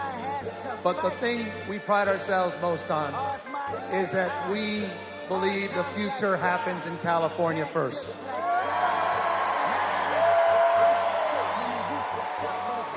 And Democrats, I've had the privilege for over 20 years to see that future taking shape with a star in Alameda courtroom by the name of Kamala Harris. I saw that star fighting for criminal justice, racial justice, economic justice, social justice. I saw that star get even brighter as Attorney General of California, as a United States Senator, and as Vice President of the United States of America. Kamala Harris has always done the right thing. A champion for voting rights, civil rights, LGBTQ rights, the rights for women and girls.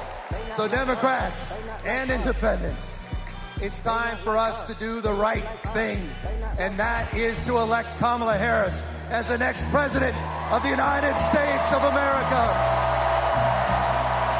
California, we proudly cast our 482 votes for the next president, Kamala Harris.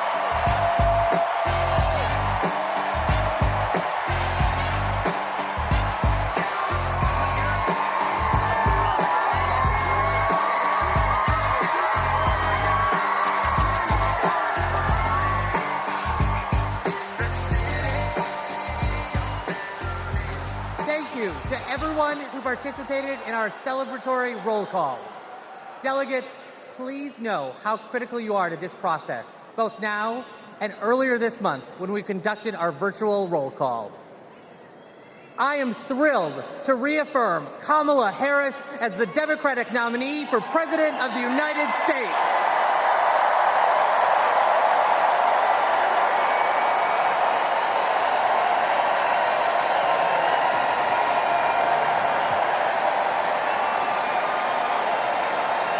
Pursuant to the convention rules of procedure, Vice President Kamala Harris has been invited to make an acceptance speech, which she will give on Thursday, August 22nd.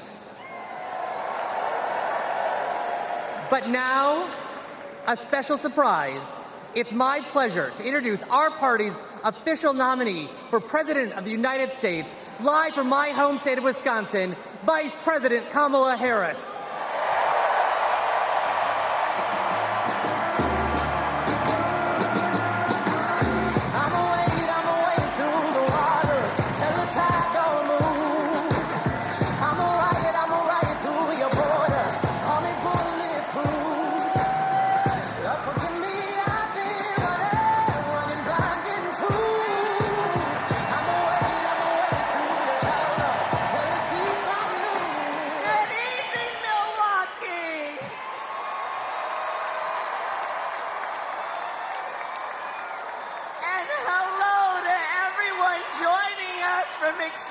Chicago. The delegates at the Democratic National Convention, well, they just completed their roll call. And they have nominated Coach Walz and me to be the next Vice President and President of the United States of America.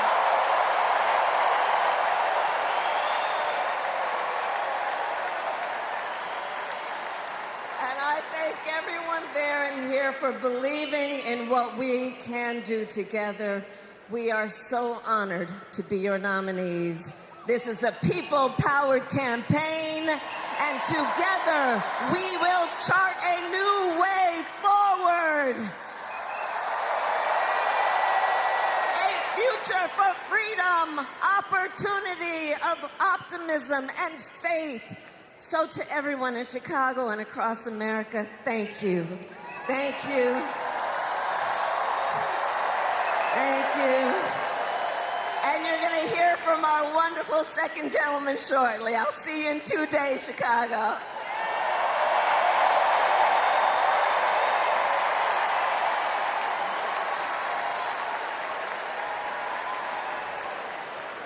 Please welcome TV personality, loud and proud Latina, Ana Navarro.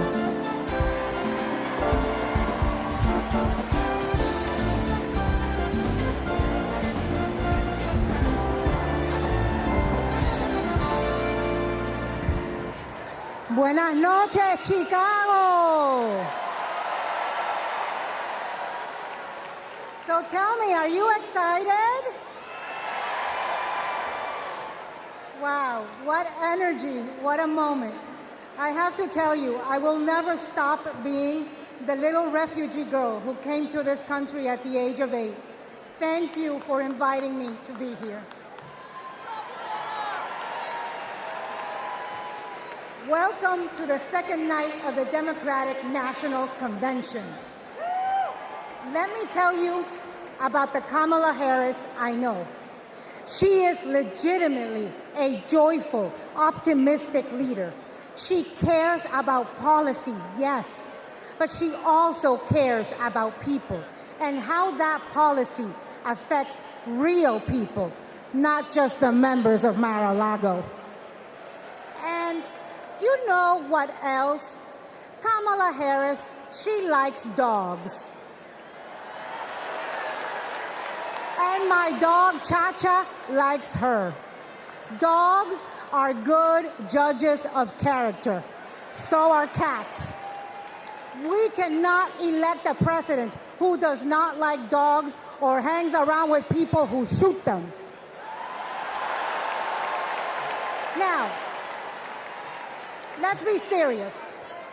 Donald Trump and his minions call Kamala a communist. I know communism. I fled communism from Nicaragua when I was 8 years old. I don't take it lightly. And let me tell you what communist dictators do. And it's never just for one day. They attack the free press. They call them the enemy of the people, like Ortega does in Nicaragua. They put their unqualified relatives in cushy government jobs so they can get rich of their positions, like the Castros do in Cuba. And they refuse to accept legitimate elections when they lose and call for violence to stay in power, like Maduro is doing right now in Venezuela. Now, you tell me something. Do any of those things sound familiar? Is there anybody running for president who reminds you of that? And I know one thing, it's not Kamala Harris. That is not the America we love. It's not the land of freedom we treasure. Last night, we heard President Biden say that he loves his job, but he loves his country more. Every American needs to love our country more. Every American has the duty to put our country first. Country first before party. Country first before political ambition. Country first before habit. And in this election, putting country first means one thing and one thing only: voting for Kamala Harris. And that is what this night is about. That is what we're going to talk about tonight. So you know what? Let's get it started. Let's get this fiesta going.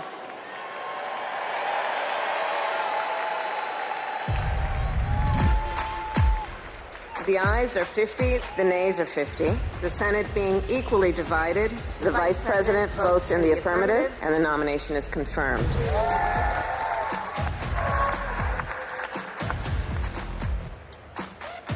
And the concurrent resolution as amended is adopted.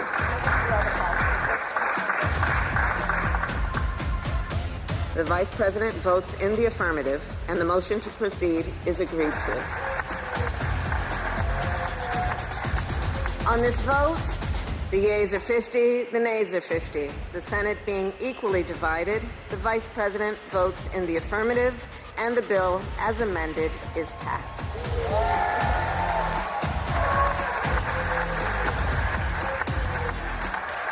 It is my honor to present the Golden Gavel to Vice President Harris, 32 tie-breaking votes. Please welcome Senate Majority Leader and New York Senator Chuck Schumer.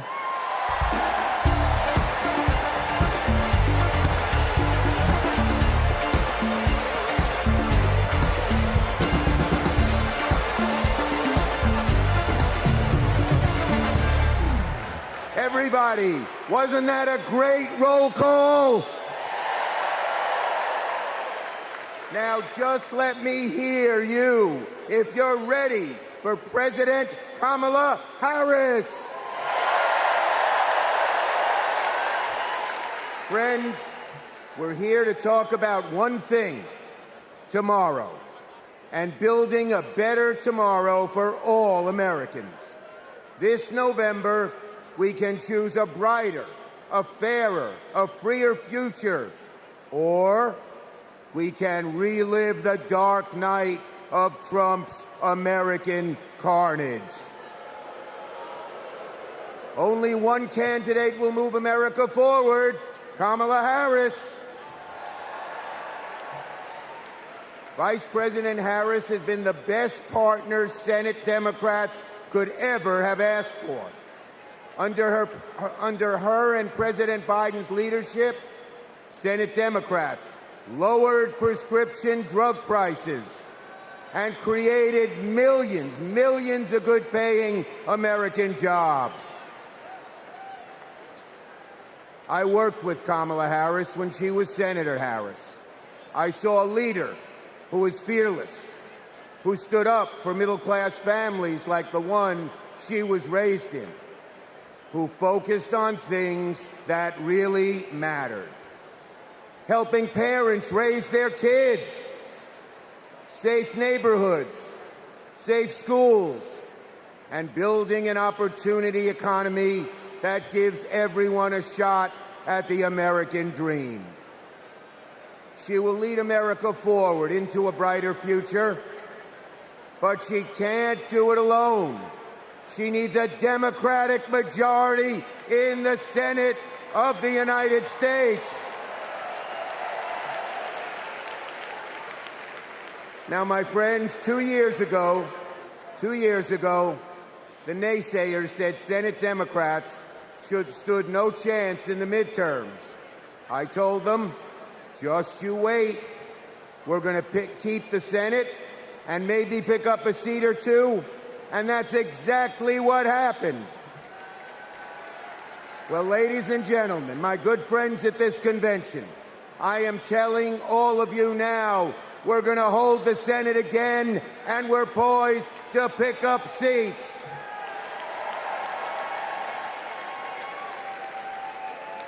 A Democratic majority to create good-paying jobs and lower costs, to defend a woman's right to choose, to deliver for communities back home. Our senators are doing it, like Jackie Rosen, delivering high-speed rail for Nevada. John Tester, bringing high-tech jobs to Montana. And Bobby Casey and Sherrod Brown and Tammy Baldwin and Martin Heinrich fixing bridges in Pennsylvania and Ohio and Wisconsin and New Mexico. We also have amazing candidates.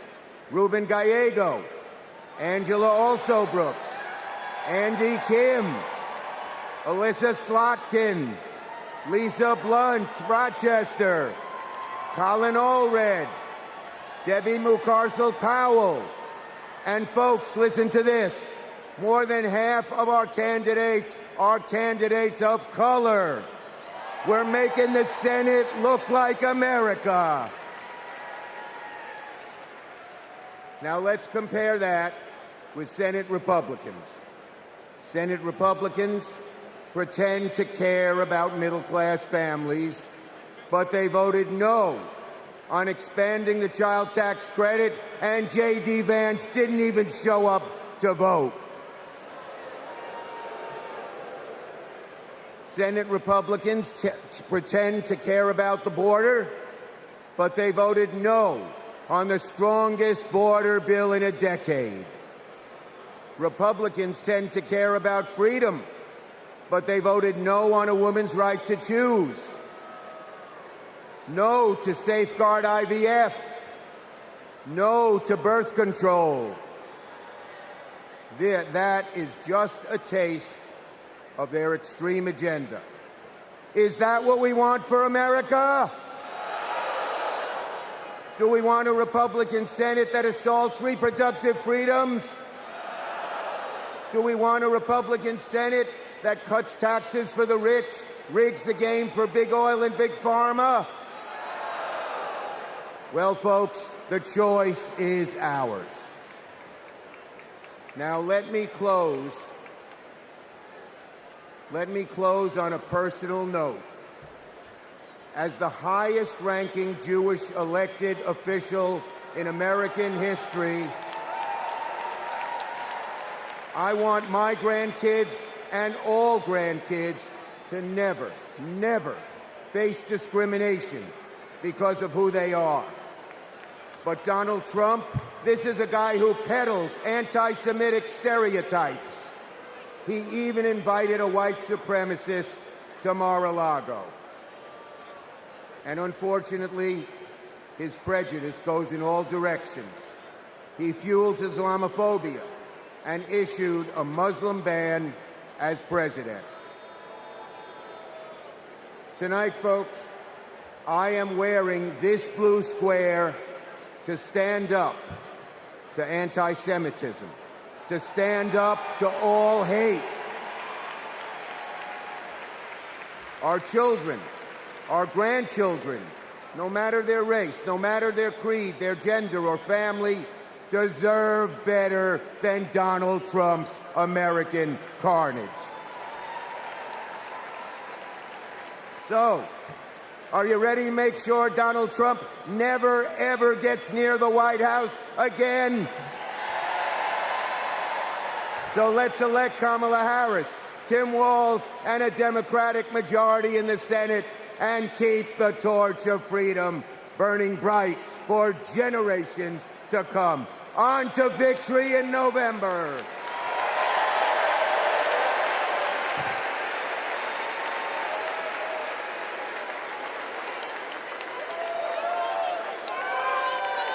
Together, we will build what I call an opportunity economy. I will take on the high costs that matter most to most Americans. Compare my plan with what Donald Trump intends to do. He wants to impose what is, in effect, a national sales tax on everyday products and basic necessities that we import from other countries. It will mean higher prices on just about every one of your daily needs. Donald Trump's plan would cost a typical family $3,900 a year. He wants to repeal the Affordable Care Act, which 45 million Americans rely on for health care. He plans to give billionaires massive tax cuts year after year, and he plans to cut corporate taxes by over $1 trillion. That if you want to know who someone cares about, look who they fight for.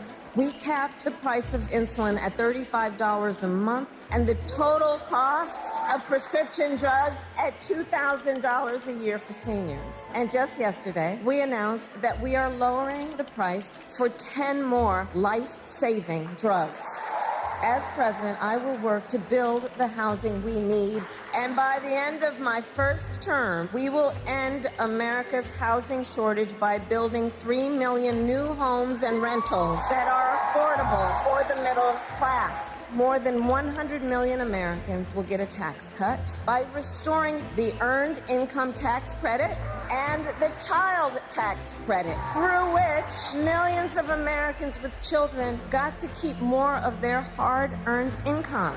We will provide $6,000 in tax relief to families during the first year of a child's life. Now is the time to chart a new way forward. I will fight to give money back to working and middle-class Americans. Increase the security and stability financially of your family and expand opportunity for working and middle-class Americans.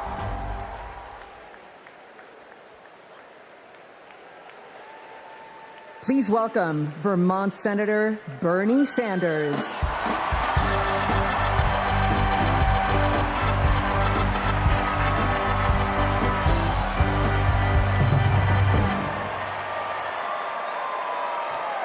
Thank you. Thank you. My fellow Americans, it is an honor. It is an honor to be with you tonight because we're laying the groundwork for Kamala Harris to become our next president. And let me tell you why that is so important. I want you all to remember where we were 3.5 years ago. We were in the midst of the worst public health crisis in 100 years and the worst economic downturn since the Great Depression. 3,000 Americans were dying every day, and our hospitals were overwhelmed with COVID patients. All across the country, businesses were shutting down. Unemployment was soaring. Workers were losing their health insurance. Schools were closing. State and city budgets were running out of money. People were being evicted from their homes. Children in America were going hungry. That was the reality the Biden-Harris administration faced as they entered the Oval Office. A nation suffering, a nation frightened, and people looking to their government for support. And within 2 months of taking office, our government did respond.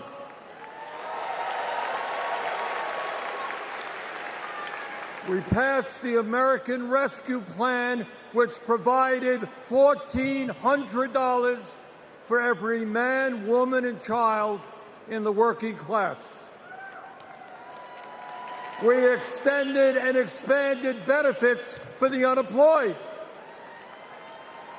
We provided emergency assistance for small businesses to stay open. We guaranteed health care coverage to tens of millions of Americans through one of the largest expansions of Medicaid in history. We provided rent relief and mortgage assistance, which prevented tenants and homeowners from being evicted. We established emergency food programs for hungry children and the elderly, and protected the pensions of millions of union workers and retirees from being slashed by up to 65%.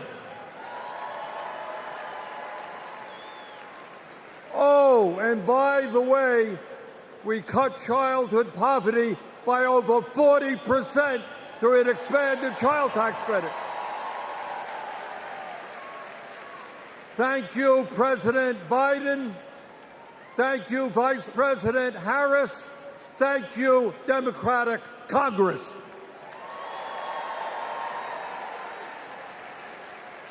Now, I say all of this not to relive that difficult moment, but to make one simple point. When the political will is there, government can effectively deliver for the people of our country. And now we need to summon that will again, because too many of our fellow Americans are struggling every day to just get by, to put food on the table, to pay the rent, and to get the health care they need. Brothers and sisters, bottom line, we need an economy that works for all of us, not just the billionaire class.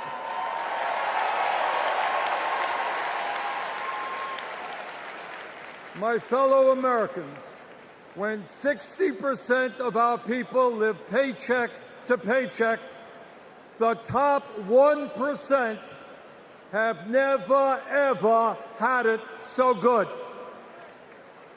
And these oligarchs tell us we shouldn't tax the rich. The oligarchs tell us we shouldn't take on price gouging. We shouldn't expand Medicare to cover dental, hearing, and vision. And we shouldn't increase Social Security benefits for struggling seniors. Well, I've got some bad news for them.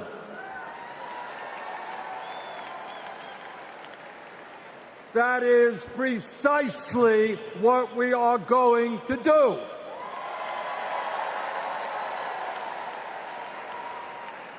And we're going to win this struggle because this is precisely what the American people want from their government. And my friends, at the very top of that to-do list is the need to get big money out of our political process.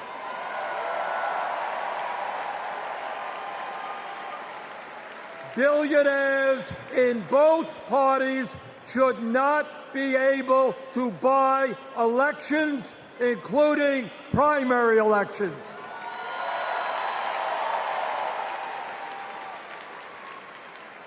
For the sake of our democracy, we must overturn the disastrous Citizens United Supreme Court decision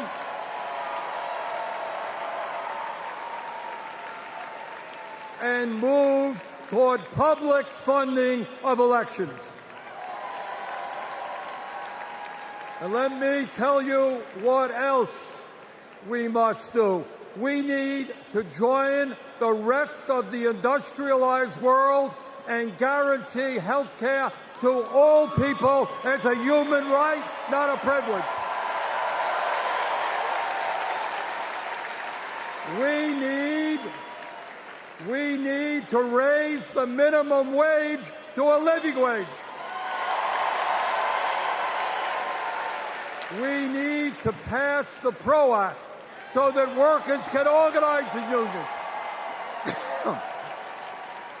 and gain the decent pay and benefits they deserve. We need to strengthen public education, raise teachers' salaries, and make sure that every American, regardless of income, receives the higher education he or she needs. We need to take on Big Pharma and cut our prescription drug costs in half so that we no longer pay any more than other countries.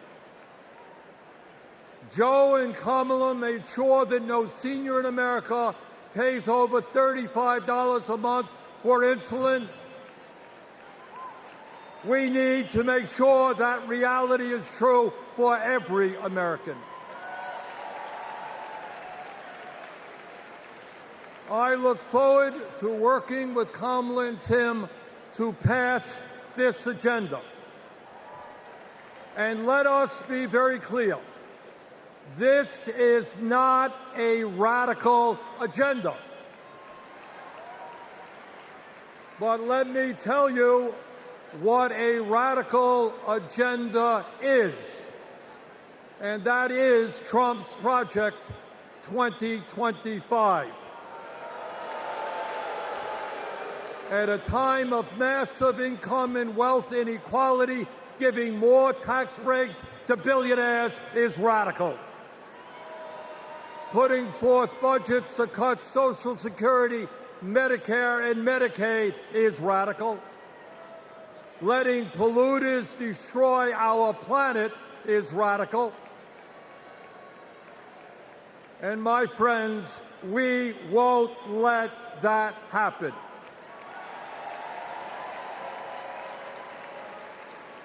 Fellow Americans, in the last 3.5 years, working together, we have accomplished more than any government since FDR.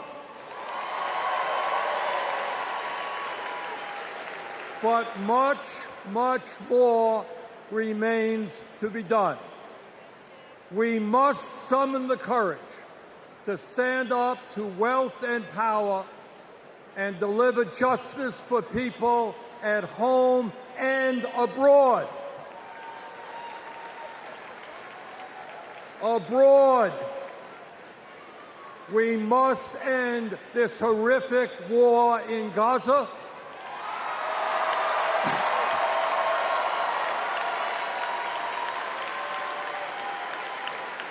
Bring home the hostages and demand an immediate ceasefire.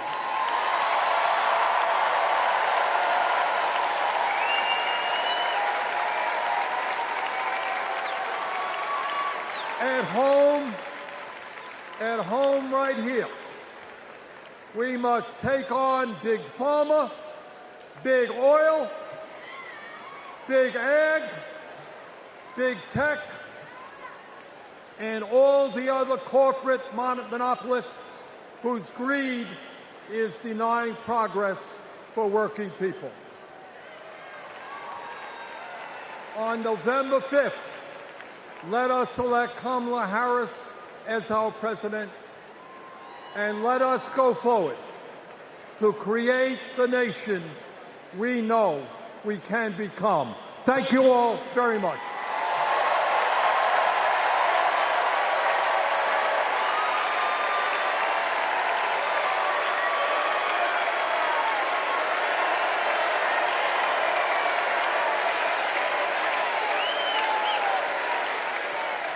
Please welcome Illinois Governor J.B. Pritzker.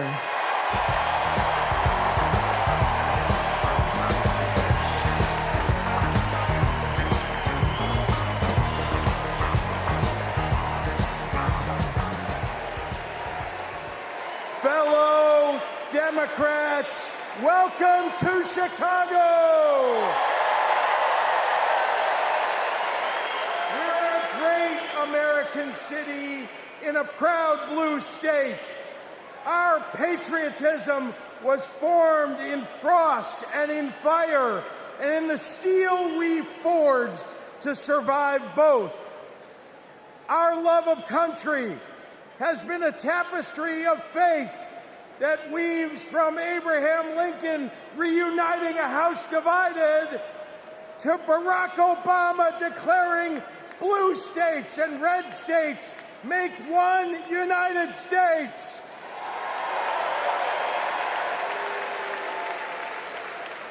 Now, Illinois' presidential pedigree is unmatched. And given that Vice President Kamala Harris spent some of her early life right here, I speak for the entire Illinois delegation when I say we claim her too.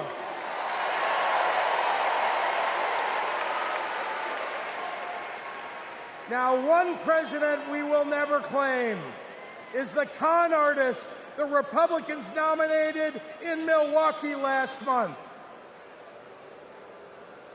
Donald Trump once called Chicago embarrassing. To quote a great Chicagoan who won 6 world championships on these very grounds, we take that personally.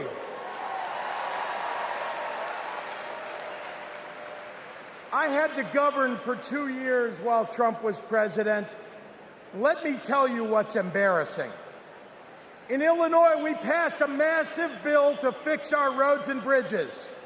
When Donald Trump proposed his own plan, he turned right around and called it stupid. We eliminated the grocery tax.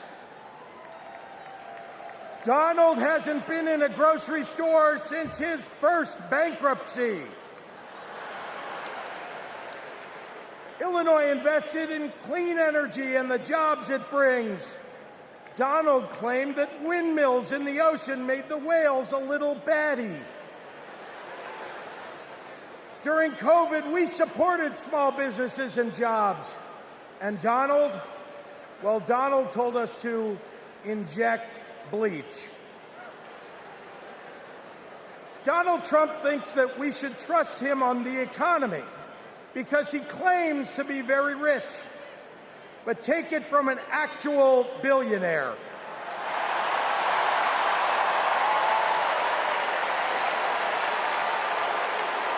Trump is rich in only one thing: stupidity.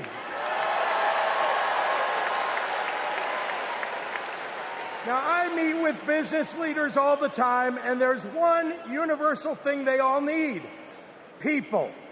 They need more workers to fill all the jobs they have. But the anti-freedom, anti-family policies of MAGA Republicans are driving workers away. Here's the thing. Americans don't want to be forced to drive 100 miles to deliver a baby because a draconian abortion law shut down the maternity ward. Americans want the hope of giving birth through IVF, not the fear that it might be taken away. Americans with LGBTQ kids don't want them facing discrimination at school because the state sanctioned it. Americans want to go to their neighborhood grocery store and not have to worry about some random guy open carrying an AR-15.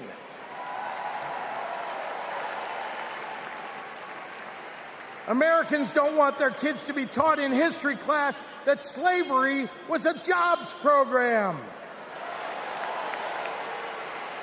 And if Americans are black or brown, they want to get promoted at work without being derided as a DEI hire for the sin of being successful while not white.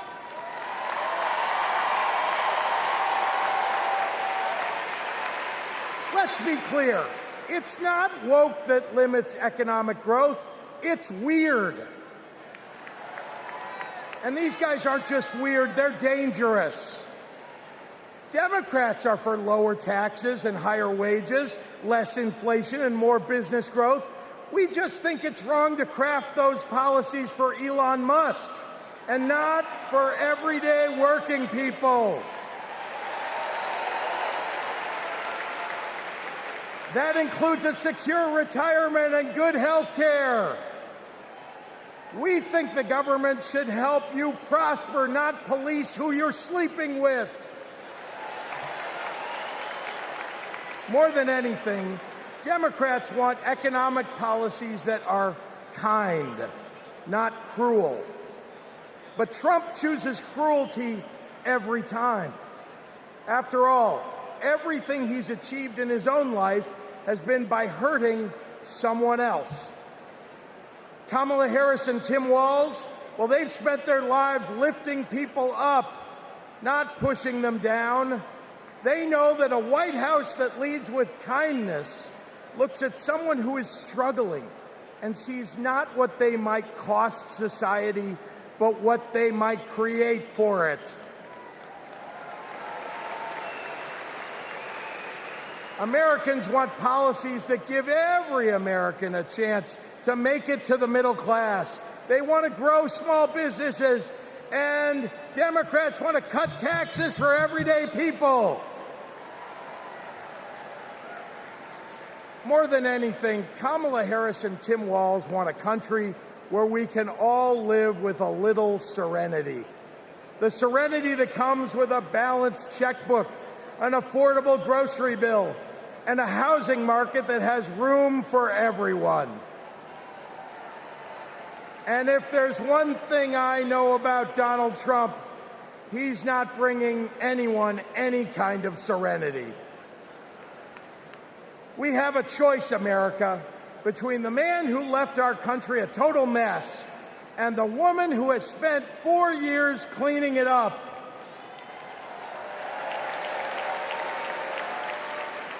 And I think it's time we stop expecting women to clean up messes without the authority and the title to match the job.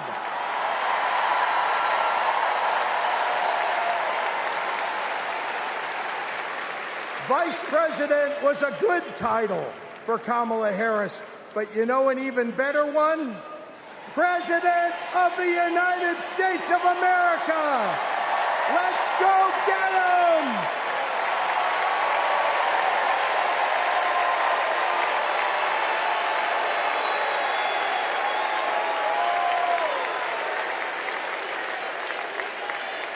Please welcome former chair and CEO of American Express and current chair and managing director of General Catalyst, Ken Chenault.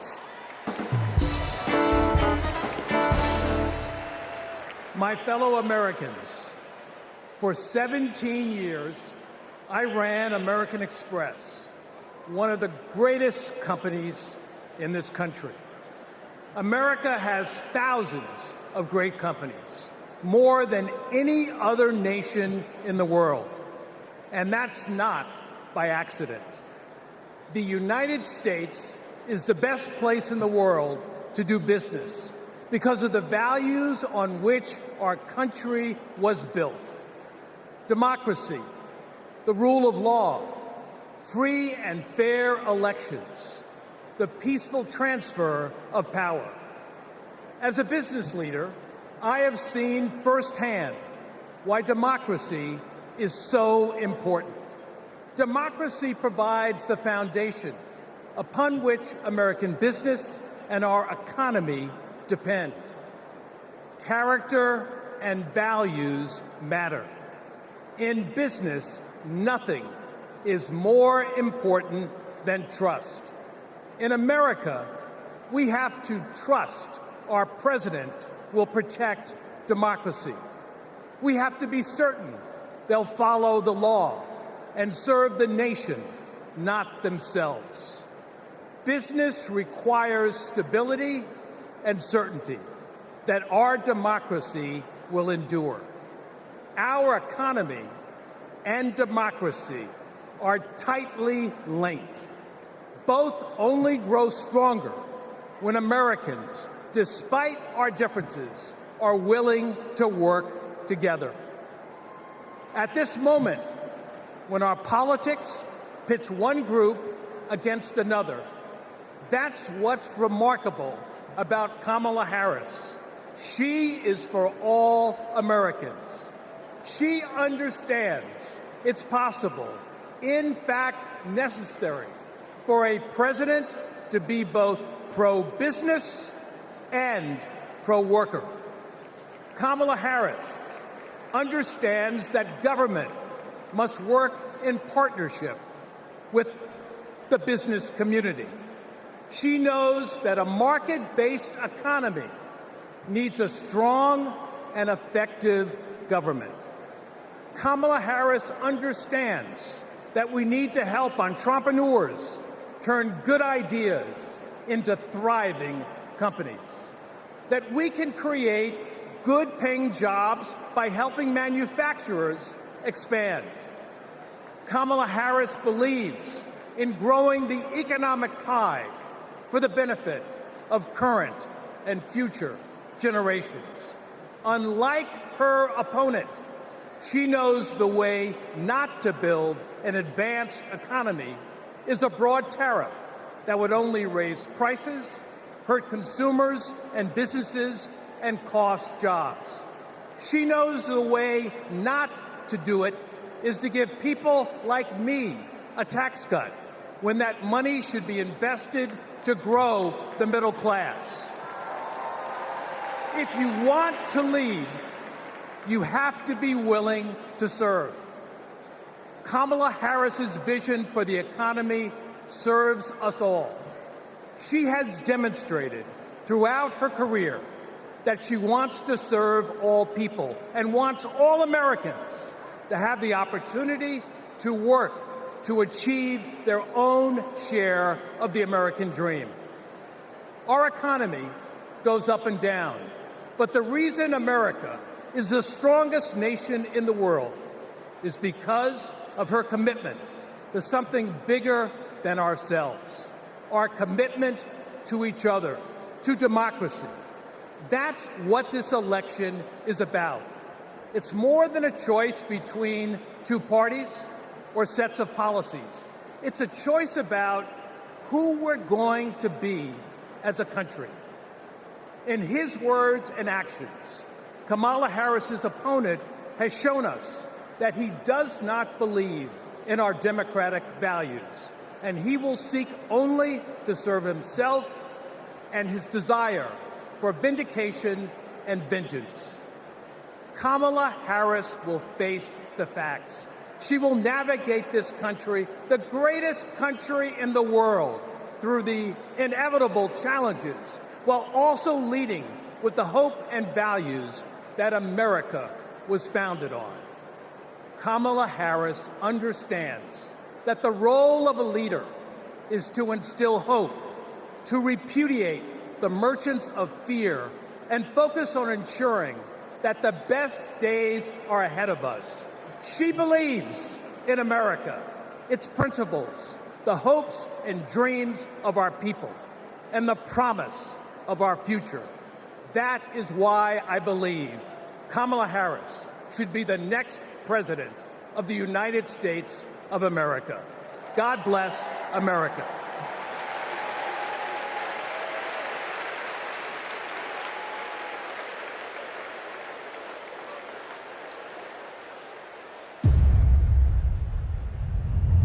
Repeal Obamacare. Donald Trump over the weekend again threatened to repeal Obamacare. This would lead to Americans having their health insurance taken away. There are about 19 million people with coverage through Medicaid expansion, another 16 million enrolled through the ACA's health insurance marketplaces, and we'd probably be talking about many millions of people becoming uninsured. Biggest worries, losing the safety net of pre-existing conditions coverage. What happens if you lose this insurance? Our son would die. What makes you think this isn't just a hollow threat? This is one of the few campaign promises that he actually tried very hard to keep. So we better believe him when he says he's coming after this. Even if you have insurance from your employer, you will be affected because your premiums would be going up. We're looking at a lot of people who could lose their health insurance. Please welcome New Mexico Governor Michelle Lujan Grisham.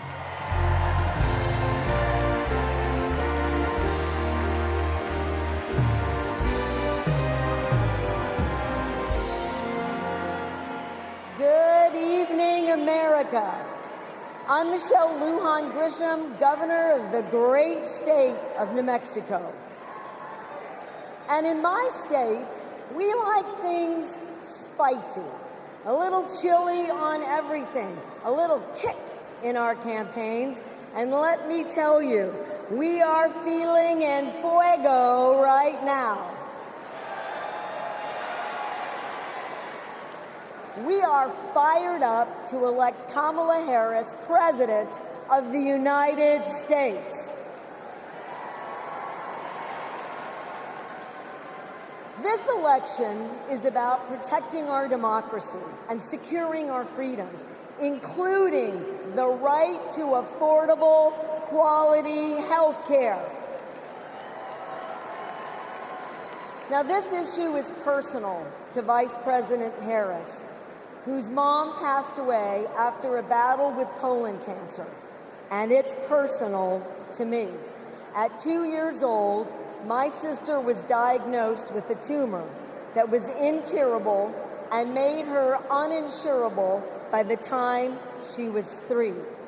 And it's personal to Americans across the country who know what it's like when someone they love gets sick. Donald Trump and J.D. Vance want to dismantle our healthcare system, repeal the Affordable Care Act, and eliminate protections for pre-existing conditions. Either these guys don't get it, or they just don't care. You know who gets it? Kamala Harris gets it, and she cares.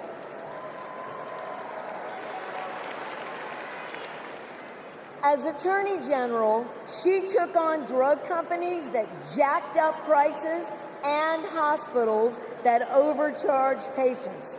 And when Republicans tried to kill the Affordable Care Act, she stood up in the Senate, voting not just no, but hell no.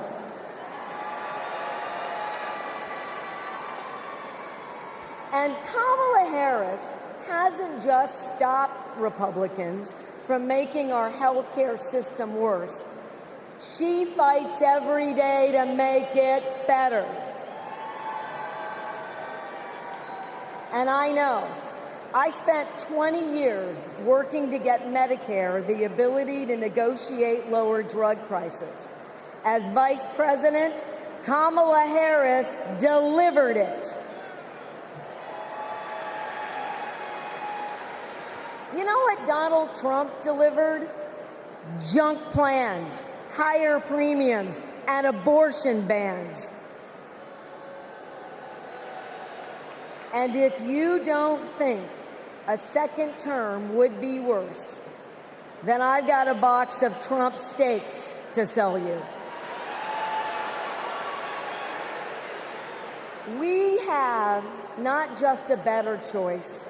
America, we have the best choice.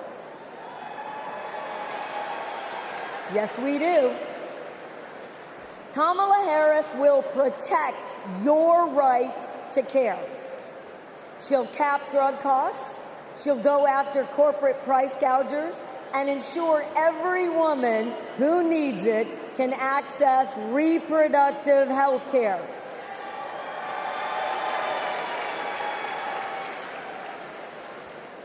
That's the president I want. And that's the president America needs. And with your help, that's the next president of the United States. President Kamala Harris.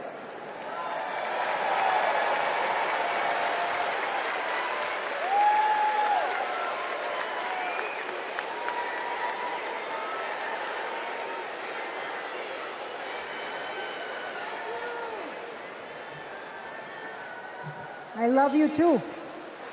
Y en español, los quiero.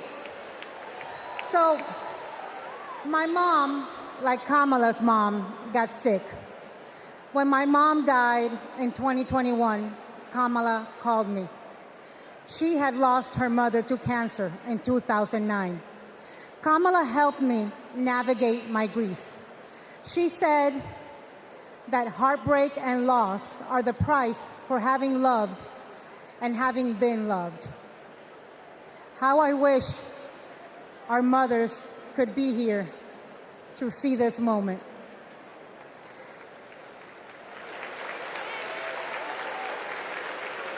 In the next 4 years, America will invariably have moments of great sadness and pain in our country.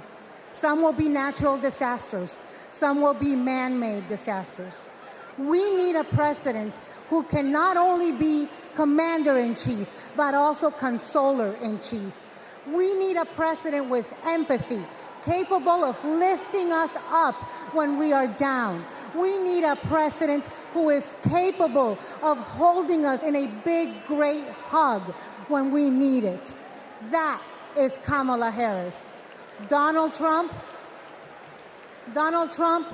is only capable of holding two things: a grudge and a golf club.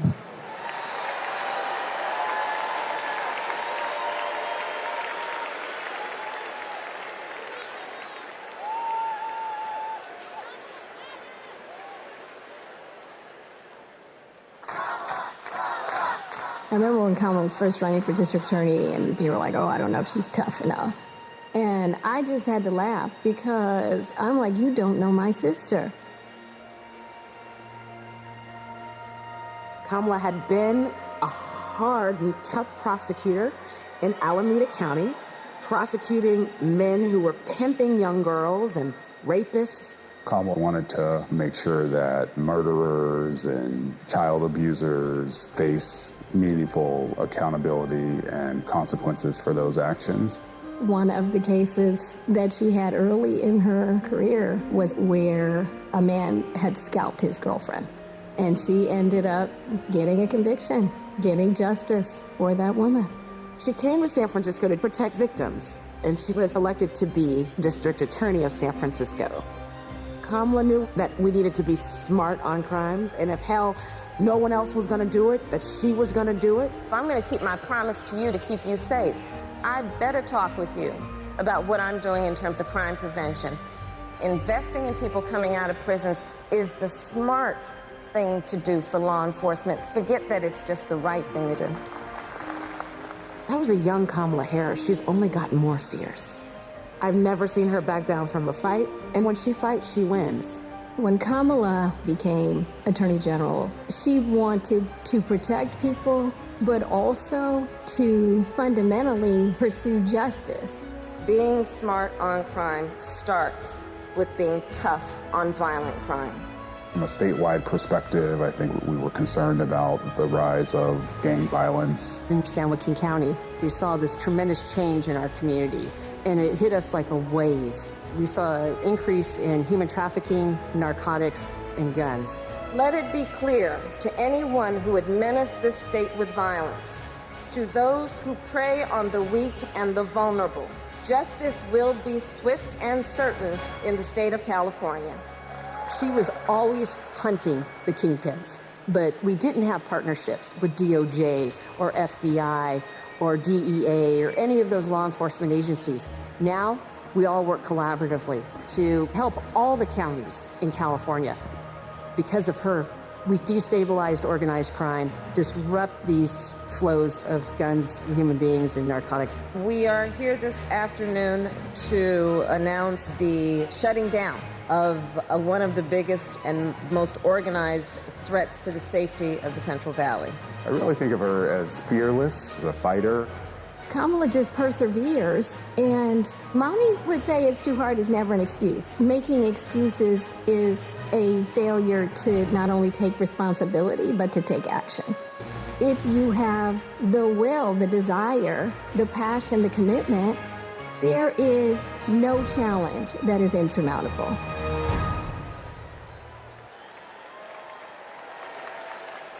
Please welcome the Democratic nominee for Senate in Maryland, Angela Alsobrooks.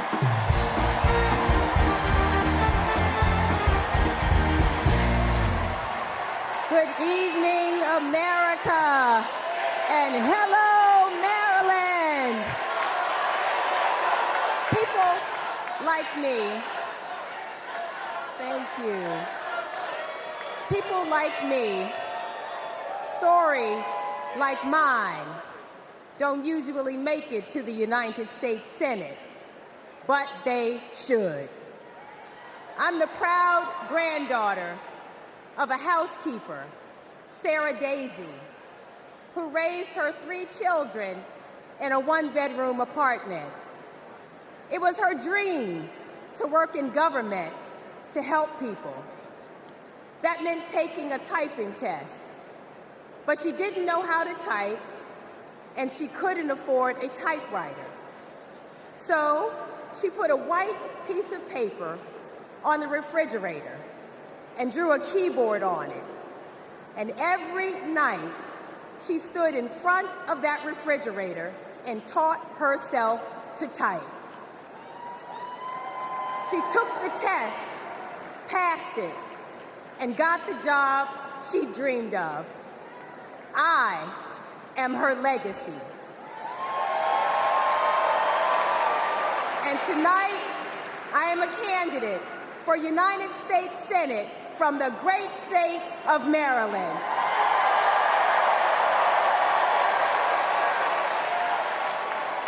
I've always been inspired by women like my grandmother, women who imagine a better future and then have the grit to make it a reality.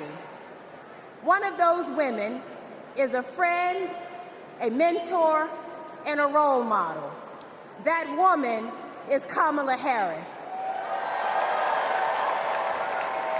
Let me tell you about the Kamala I've known for 14 years. I first heard about her in 2009 when I was running for state's attorney in Prince George's County, Maryland.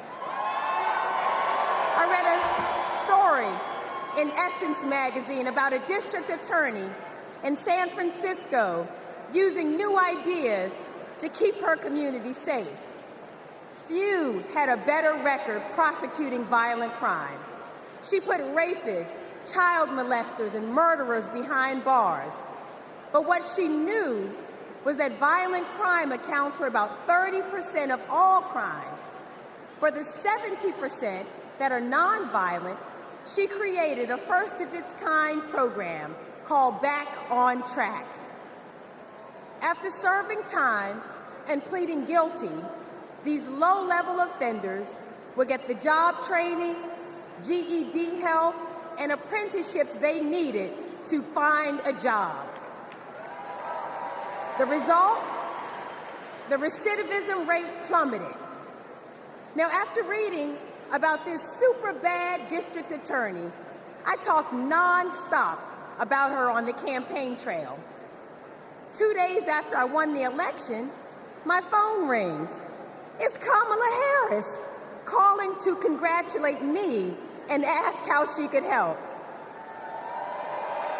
She helped me bring Back on Track to Maryland.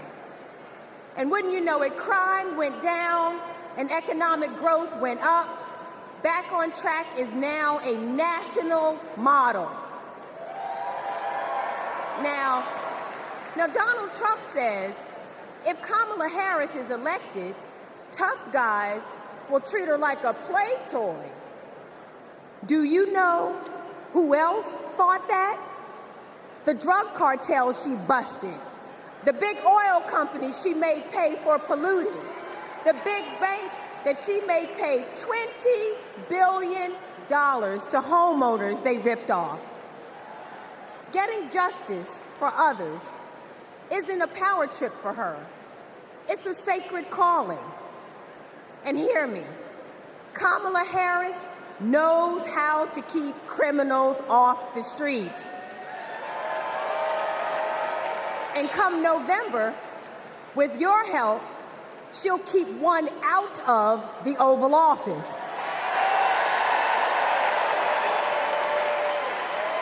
Ever since Donald Trump rode down that ridiculous escalator, we as a nation have felt trapped. Every national decision has been made in reaction to this one man and his extremist MAGA movement. We are still frozen by the fear that Donald Trump might once again come to power. And it's not just our politics that have been trapped, it's our imagination. And then Kamala came along. Kamala has reminded us that we don't need to fear anything, not the future, and certainly not that man. This is our moment to leave Donald Trump where he belongs, in America's past. We stand with Kamala Harris because we as a country are not going back. For the ancestors who sat at lunch counters and made sure that we all had the right to vote, we are not going back. For the mamas and grandmamas who marched to make sure that women could control our own bodies, we are not going back. For the parents who work from can't see in the morning until can't see at night, not so that they will have a better future, but so that their children will have a better life. We are not going back. When facing an obstacle, my father has often said to me, your faith is stronger than your fears. Tonight, our faith is stronger than our fears. Faith in the promise of America. Faith in the American idea, in the American values that we share. Faith that we, the people, can choose a new leader, a better future for the people. Faith that as dark as our days and challenges have sometimes felt, it's always darkest before the dawn.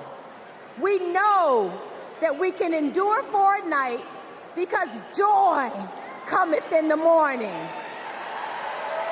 Morning is coming. Morning is coming. And that joy will be led by Kamala Harris. Thank you so much.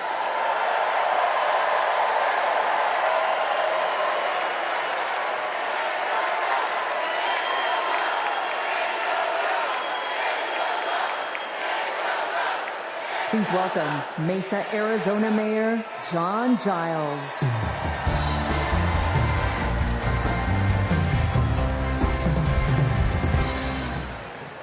Good evening. I have a confession to make. I'm a lifelong Republican. So I feel a little out of place tonight, but I feel more at home here than in today's Republican Party. The grand old party has been kidnapped by extremists and devolved into a cult, the cult of Donald Trump. Trump doesn't know the first thing about public service.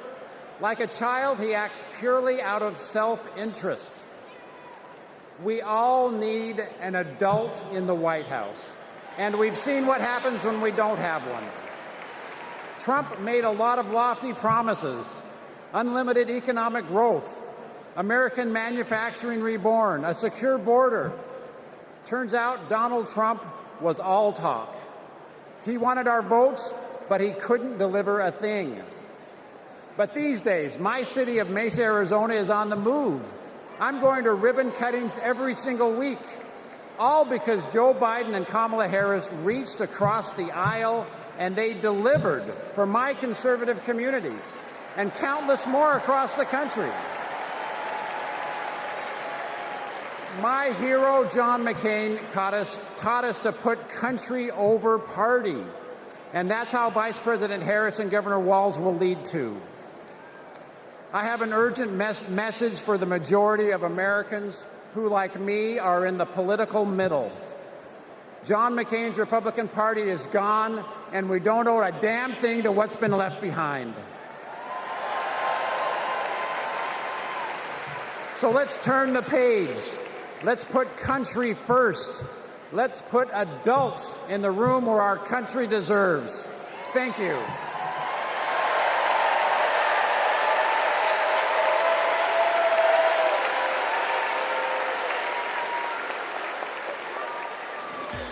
It's our dream to have a large family. Being a parent, it's the most important thing in my life. For decades, Americans have turned to the miracle of IVF treatments. She felt like a dream come true. The fact that she was able to build a family, that's why I do what I do. Without IVF, I don't know how this would have been possible. IVF treatment gives many patients an opportunity to have a family. I love that I get to help people every day become parents. But a party that pretends to be pro-family wants to put a stop to this. They are attacking the right to expand and start a family.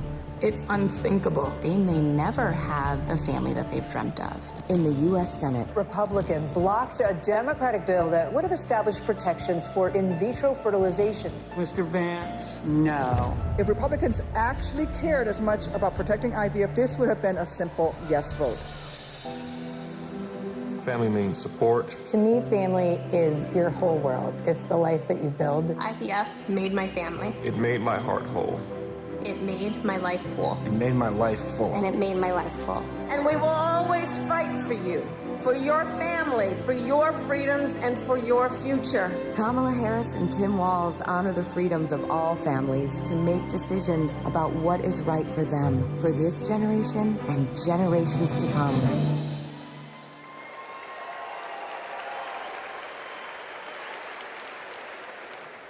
Please welcome Illinois Senator Tammy Duckworth.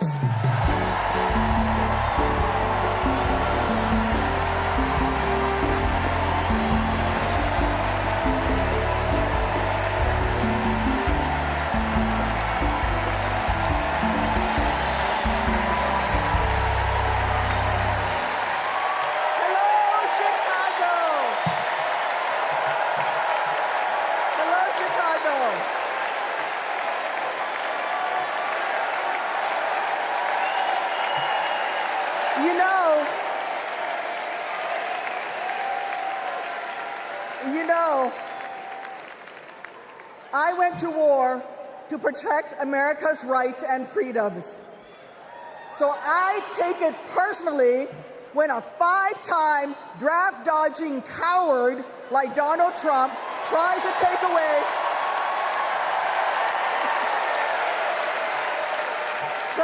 away my rights and freedoms in return, especially when it concerns my daughters.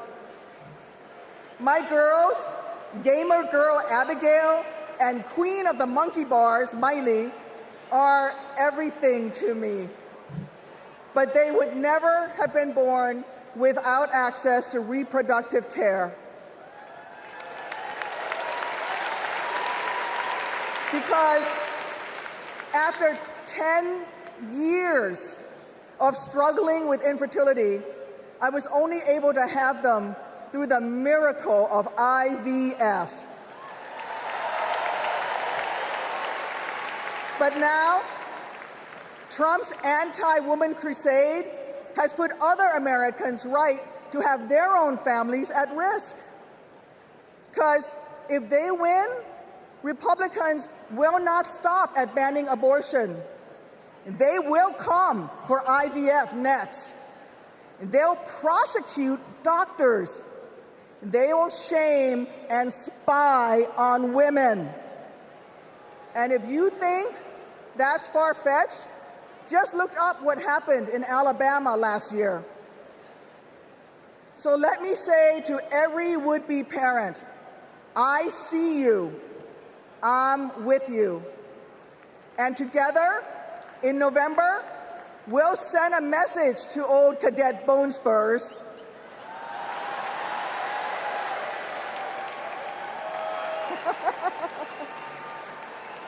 Stay out of our doctors' offices, and when you're at it, out of the Oval Office too.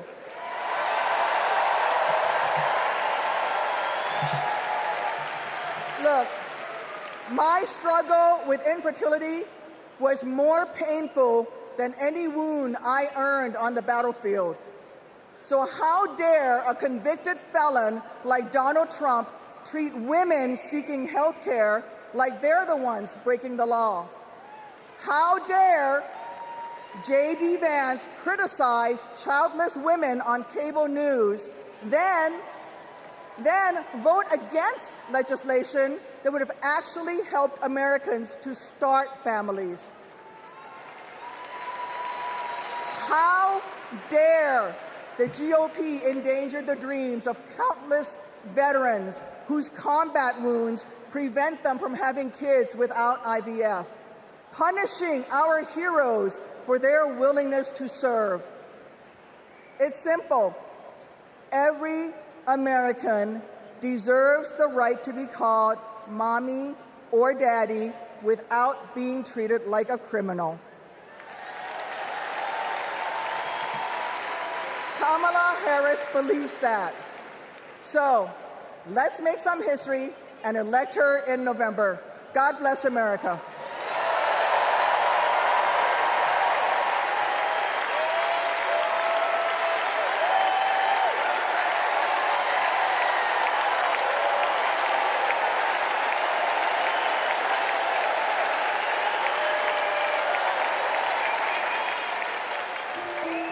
This is my dad, Doug. He was raised in Jersey, moved to LA when he was 16. These are his parents, Barb and Mike. They think he walks on water. This is what he wore to his bar mitzvah. And here's him at summer camp. They voted him most athletic, so he says.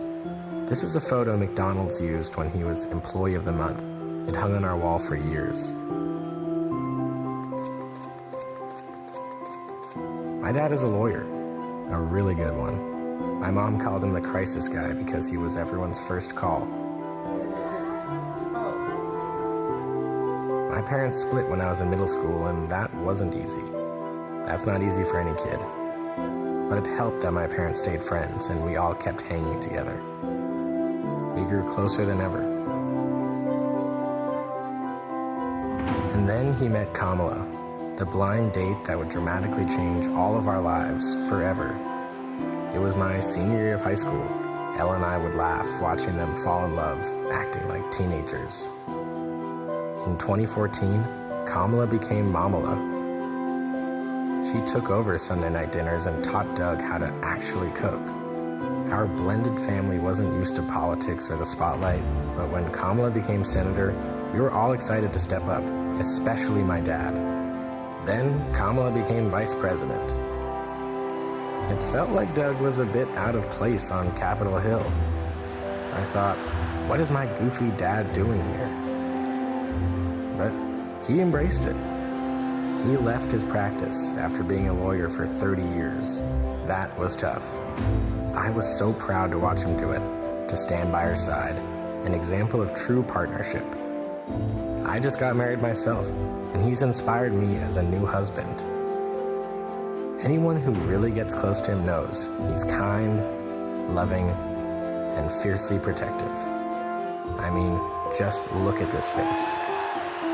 This is my dad, the first second gentleman in the history of this nation.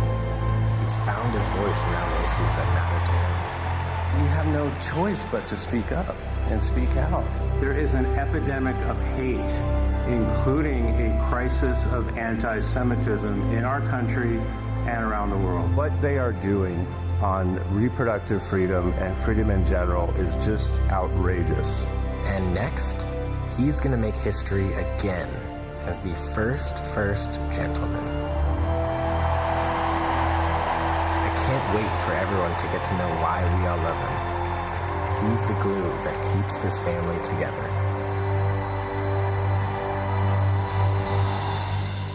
We might not look like other families in the White House, but we are ready to represent all families in America.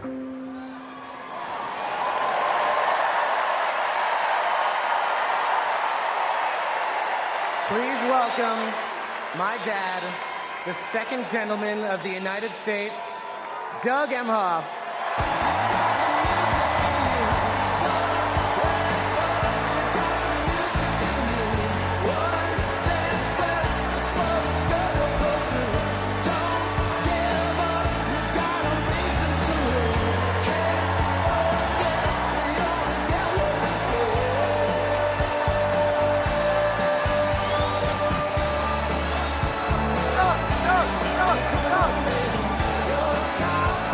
Thank you.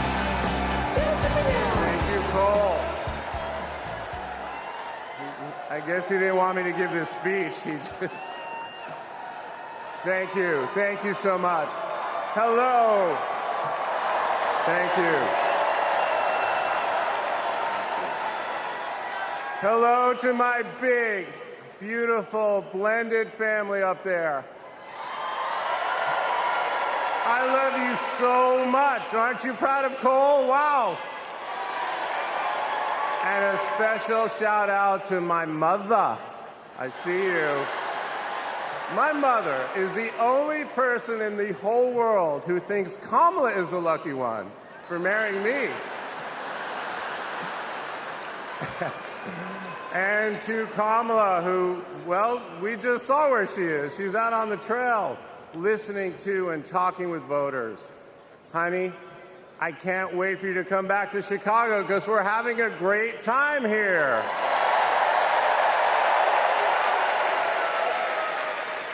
I love you so much.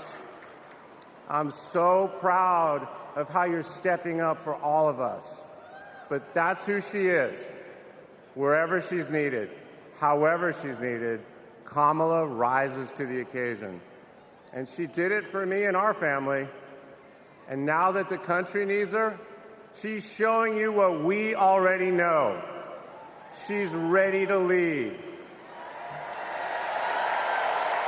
She brings both joy and toughness to this task, and she will be a great president we will all be proud of. Now, I'm the son of two Brooklynites, Mike and Barb. They've been together almost 70 years. My dad worked in the shoe business in Manhattan, and he moved our family out to New Jersey. Where's New Jersey? I see you out there. When I was a little kid. And in a lot of ways, I had a typical Jersey suburban childhood. I biked around the neighborhood. I took the bus to Hebrew school. And I rode to Little League practice in the way back of my coach's wood-paneled station wagon. And if we did well, we got to have a Slurpee after. In my neighborhood, everyone left their garage door open. Wherever you ended up at dinner time, that's the family that fed you. Everyone took care of everyone else. And the guys I grew up with are still my best friends. The group chat is active every day, and it's probably blowing up right now, guys. When my dad had to get a new job, we moved across the country to LA. Money was tight. Hey, California.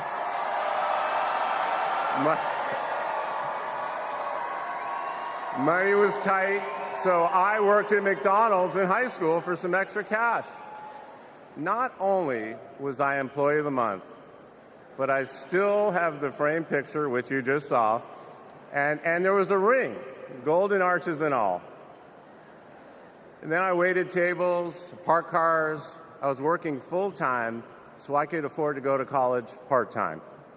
And thanks to partial scholarships, student loans, and a little help from my dad, I got myself through law school. And I got my first job as a lawyer, which is also where I met the guys in my fantasy football league. And a lot has changed in our lives since the early 90s, but my team name is still Nirvana. Yes, after the band. I worked hard, and I love being a lawyer. And by the way, I still get to be part of the profession by teaching students at Georgetown Law School. I got married, became a dad to Cole and Ella. Unfortunately, went through a divorce, but eventually started worrying about how I would make it all work. And that's when something unexpected happened. In 2013, I walked into a contentious client meeting. We worked through the issue, and by the end of the meeting, the now happy client offered to set me up on a blind date, which is how I ended up with Kamala Harris's phone number. Now, for generations, people have debated when to call the person you're being set up with. And never in history has anyone suggested 8:30 a.m. And yet, that's when I dialed. I got Kamala's voicemail, and I just started rambling. Hey, it's Doug. I'm on my way to an early meeting. Again, it's Doug. I remember I was trying to grab the words out of the air and just put them back in my mouth. And for what seemed like far too many minutes, I hung up. By the way, Kamala saved that voicemail, and she makes me listen to it on every anniversary. But that message wasn't the only unusual thing about that day. Now, Kamala, who normally would have been working hard at her office, just happened to be waiting at her apartment for a contractor to do some work on her kitchen. I was eating at my desk, which was not a regular occurrence for a busy lawyer like me who appreciated a good business lunch. But that's when she called me back. And we talked for an hour, and we laughed. Well, you know that laugh. I love that laugh.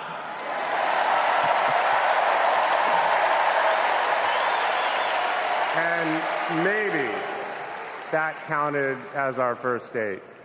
Or maybe it was that Saturday night when I picked her up and told her, buckle up, I'm a really bad driver.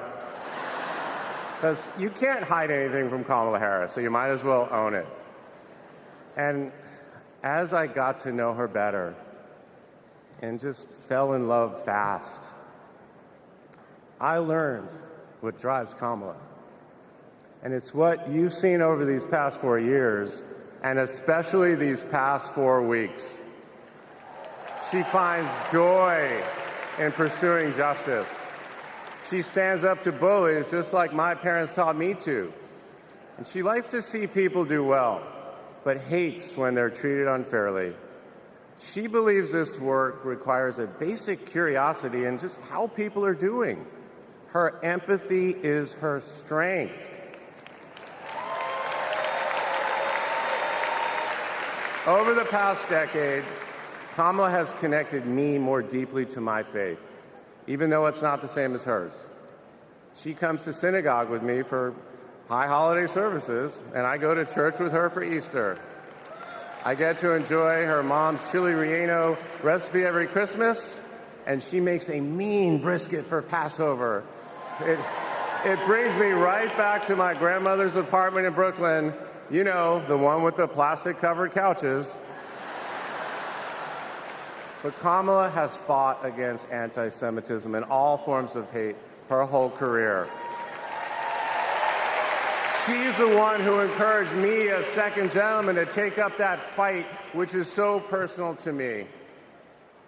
And those of you who belong to blended families know that they can be a little complicated.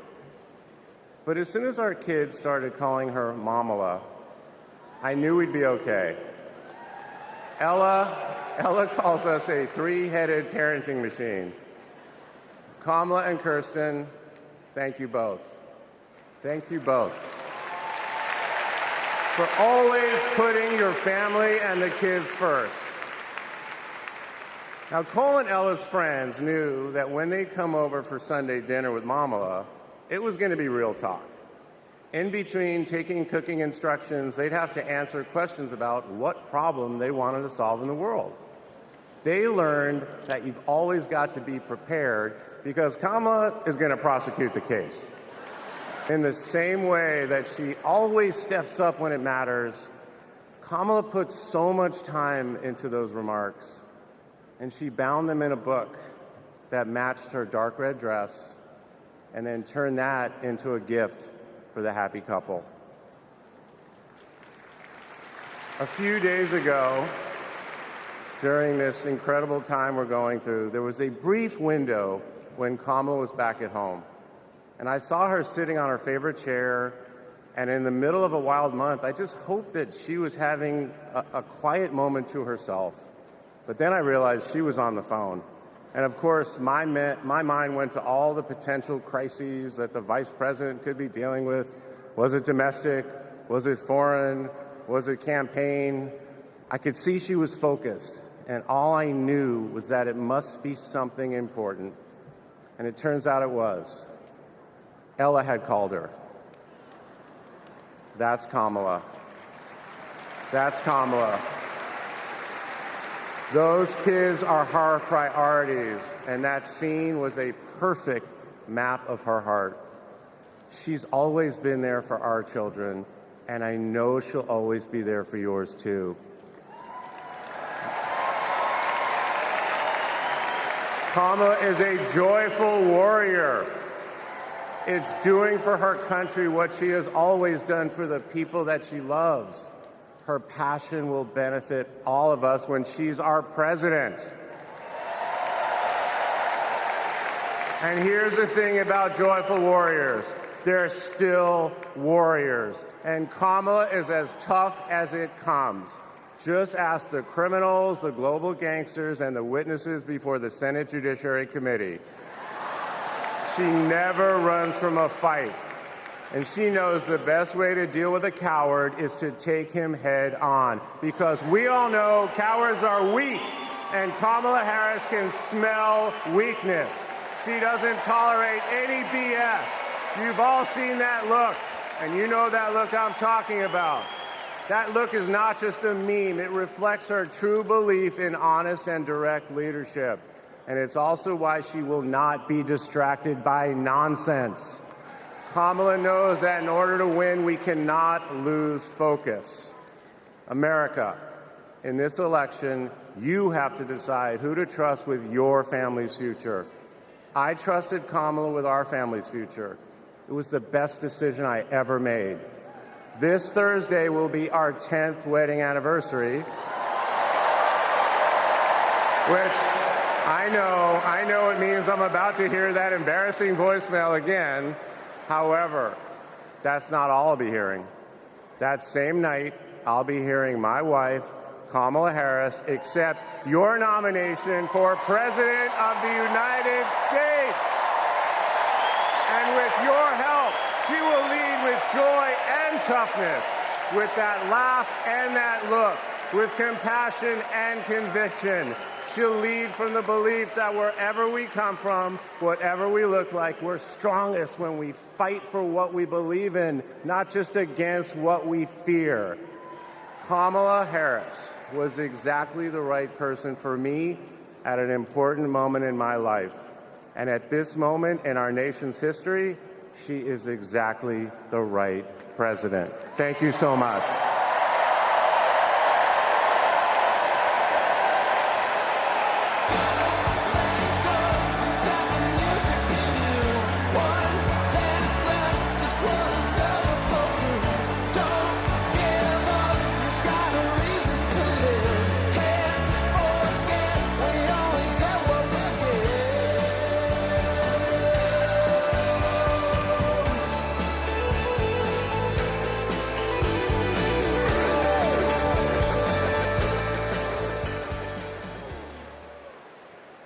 Please welcome former First Lady Michelle Obama.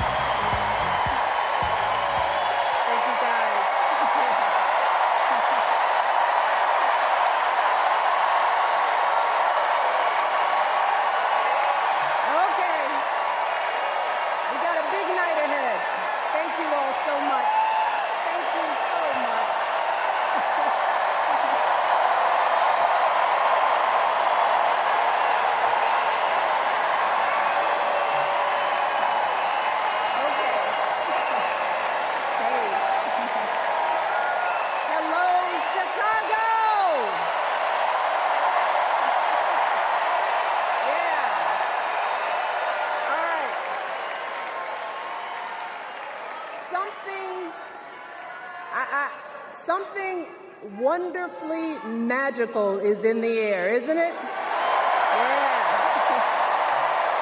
You know, we're feeling it here in this arena, but it's spreading all across this country we love. A familiar feeling that's been buried too deep for far too long. You know what I'm talking about. It's the contagious power of hope.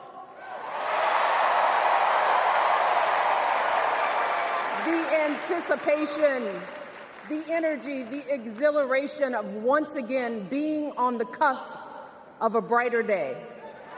The chance to vanquish the demons of fear, division, and hate that have consumed us and continue pursuing the unfinished promise of this great nation, the dream that our parents and grandparents fought and died and sacrificed for.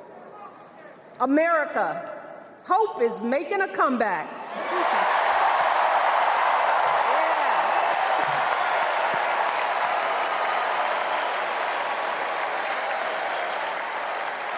But to be honest, I am realizing that until recently, I have mourned the dimming of that hope. And maybe you've experienced the same feelings, that deep pit in my stomach, a palpable sense of dread about the future. And for me, that mourning has also been mixed with my own personal grief. The last time I was here in my hometown was to memorialize my mother, the woman who showed me the meaning of hard work and humility and decency, the woman who set my moral compass high and showed me the power of my own voice. Folks,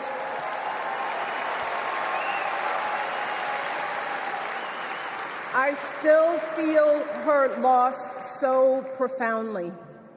I wasn't even sure if I'd be steady enough to stand before you tonight, but my heart compelled me to be here because of the sense of duty that I feel to honor her memory and to remind us all not to squander the sacrifices our elders made to give us a better future. You see, my mom, in her steady, quiet way, lived out that striving sense of hope every single day of her life. She believed that all children, all people have value, that anyone can succeed if given the opportunity. She and my father didn't aspire to be wealthy. In fact, they were suspicious of folks who took more than they needed. They understood that it wasn't enough for their kids to thrive if everyone else around us was drowning. So my mother volunteered at the local school. She always looked out for the other kids on the block. She was glad to do the thankless, unglamorous work that for generations has strengthened the fabric of this nation. The belief that if you do unto others, if you love thy neighbor, if you work and scrape and sacrifice, it will pay off. If not for you, then maybe for your children or your grandchildren. You see, those values have been passed on through family farms and factory towns, through tree-lined streets and crowded tenements, through prayer groups and National Guard units and social studies classrooms. Those were the values my mother poured into me until her very last breath. Kamala Harris and I built our lives on those same foundational values. Even though our mothers grew up an ocean apart, they shared the same belief in the promise of this country. That's why Her mother moved here from India at 19. It's why she taught Kamala about justice, about the obligation to lift others up, about our responsibility to give more than we take. She'd often tell her daughter, "Don't sit around and complain about things, do something." So, with that voice in her head, Kamala went out and she worked hard in school, graduating from an HBCU, earning her law degree at a state school. And then she went on to work for the people, fighting to hold lawbreakers accountable, strengthening the rule of law, fighting to get folks better wages, cheaper prescription drugs, a good education, decent health care, child care, elder care. From a middle-class household, Kamala worked her way up to become Vice President of the United States of America. My girl, Kamala Harris, is more than ready for this moment. She is one of the most qualified people ever to seek the office of the presidency. And she is one of the most dignified. A tribute to her mother, to my mother, and to your mother, too. The embodiment of the stories we tell ourselves about this country. Her story is your story. It's my story. It's the story of the vast majority of Americans trying to build a better life. Look, Kamala knows, like we do, that regardless of where you come from, what you look like, who you love, how you worship, or what's in your bank account, we all deserve the opportunity to build a decent life. All of our contributions deserve to be accepted and valued. Because no one has a monopoly on what it means to be an American. No one.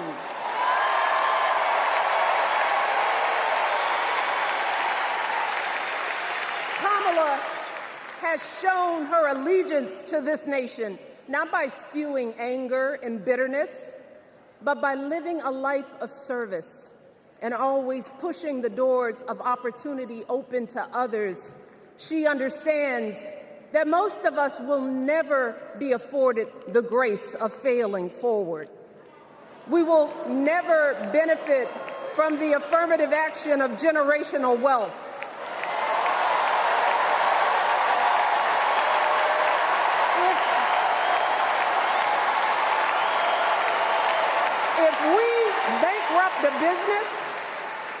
If we bankrupt a business or choke in a crisis, we don't get a second, third, or fourth chance. If things don't go our way, we don't have the luxury of whining or cheating others to get further ahead. No. We don't get to change the rules so we always win. If we see a mountain in front of us, we don't expect there to be an escalator waiting to take us to the top. No. We put our heads down. We get to work. In America, we do something. And throughout her entire life, that's what we've seen from Kamala Harris. The steel of her spine, the steadiness of her upbringing, the honesty of her example, and yes, the joy of her laughter and her light. It couldn't be more obvious. Of the two major candidates in this race, only Kamala Harris truly understands the unseen labor and unwavering commitment that has always made America great.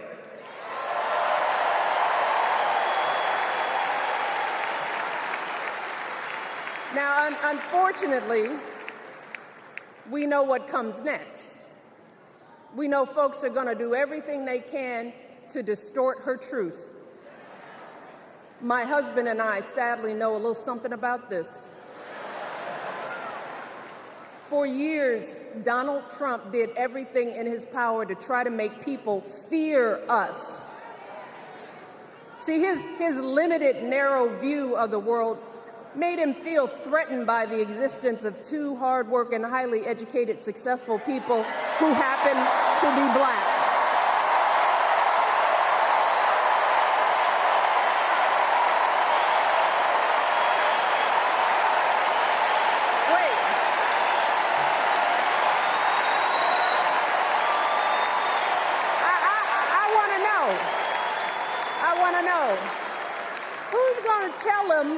Who's going to tell him that the job he's currently seeking might just be one of those black jobs?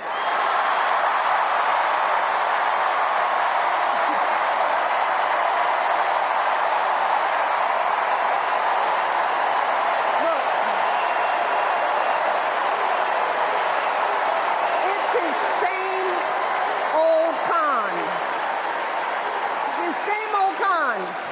Doubling down on ugly, misogynistic, racist lies as a substitute for real ideas and solutions that will actually make people's lives better. Look, because cutting our health care, taking away our freedom to control our bodies, the freedom to become a mother through IVF like I did, those things are not going to improve the health outcomes of our wives, mothers, and daughters. Shutting down the Department of Education, banning our books, none of that will prepare our kids for the future. Demonizing our children for being who they are and loving who they love, look, that doesn't make anybody's life better.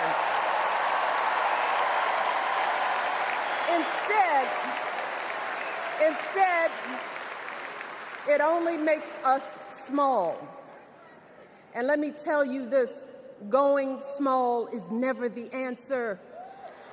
Going small is the opposite of what we teach our kids. Going small is petty, it's unhealthy, and quite frankly, it's unpresidential.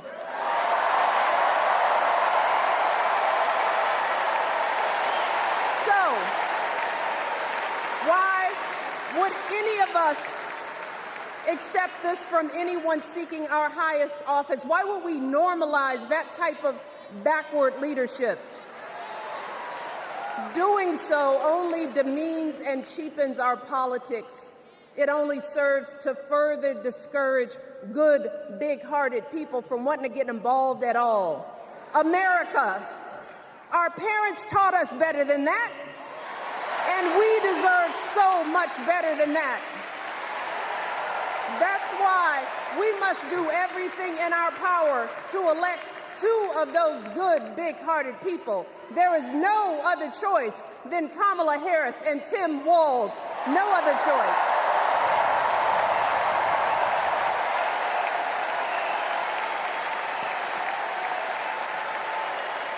But as we embrace this renewed sense of hope, let us not forget the despair we have felt. Let us not forget what we are up against. Yes, Kamala and Tim are doing great now. We're loving it. They're packing arenas across the country. Folks are energized. We are feeling good. But remember, there are still so many people who are desperate for a different outcome, who are ready to question and criticize every move Kamala makes, who are eager to spread those lies, who don't want to vote for a woman, who will continue to prioritize building their wealth over ensuring that everyone has enough. So no matter how good we feel tonight or tomorrow or the next day, this is going to be an uphill battle. So folks, we cannot be our own worst enemies. No. See, because the minute something goes wrong, the minute a lie takes hold, folks, we cannot start wringing our hands. We cannot get a Goldilocks complex about whether everything is just right. And we cannot indulge our anxieties about whether this country will elect someone like Kamala instead of doing everything we can to get someone like Kamala elected.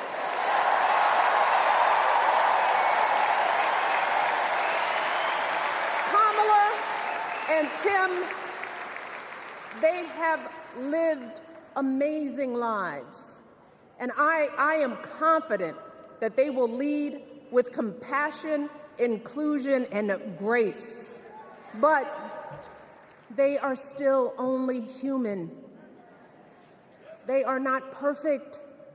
And like all of us, they will make mistakes. But luckily, y'all, this is not just on them. No, this is up to us, all of us, to be the solution that we seek. It's up to all of us to be the antidote to the darkness and division. Look, I don't care how you identify politically, whether you're Democrat, Republican, Independent, or none of the above. This is our time to stand up for what we know in our hearts is right.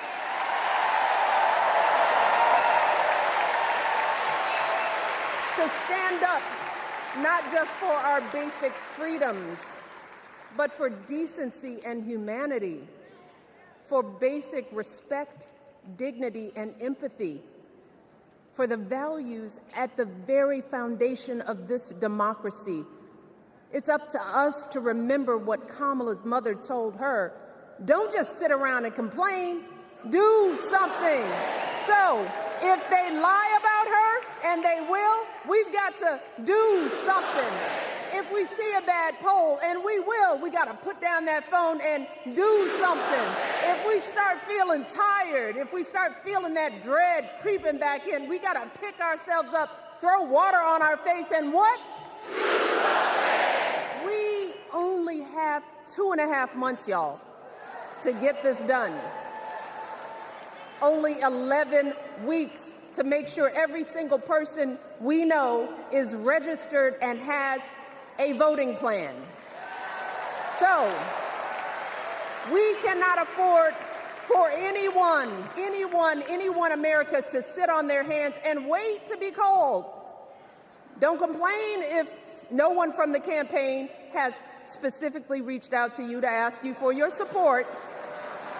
There is simply no time for that kind of foolishness. You know what you need to do. So, consider this to be your official ask. Michelle Obama is asking you, no, I'm telling y'all to do something.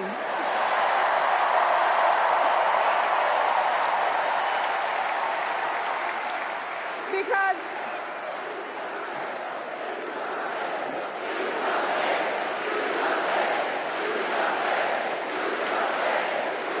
you all, this election is going to be close. In some states, just a handful, listen to me, a handful of votes in every precinct could decide the winner. So we need to vote in numbers that erase any doubt. We need to overwhelm any effort to suppress us. Our fate is in our hands. In 77 days, we have the power to turn our country away from the fear, division, and smallness of the past. We have the power to marry our hope with our action. We have the power to pay forward the love, sweat, and sacrifice of our mothers and fathers and all those who came before us. We did it before, y'all, and we sure can do it again. Let us work like our lives depend on it. And let us keep moving our country forward and go higher, yes, always higher than we've ever gone before as we elect the next President and Vice President of the United States, Kamala Harris and Tim Walz. Thank you all. God bless.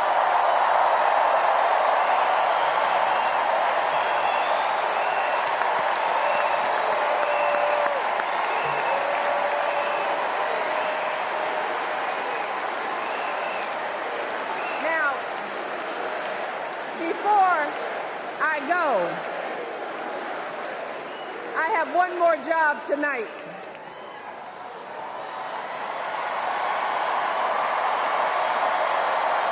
Yeah, one more job. You all, thank you for all the love, but it is now my honor to introduce somebody who knows a whole lot about hope. Someone who has spent his life strengthening our democracy, and let me tell you, as someone who lives with him, he wakes up every day, and thinks about what's best for this country. Please welcome America's 44th president and the love of my life, Barack Obama.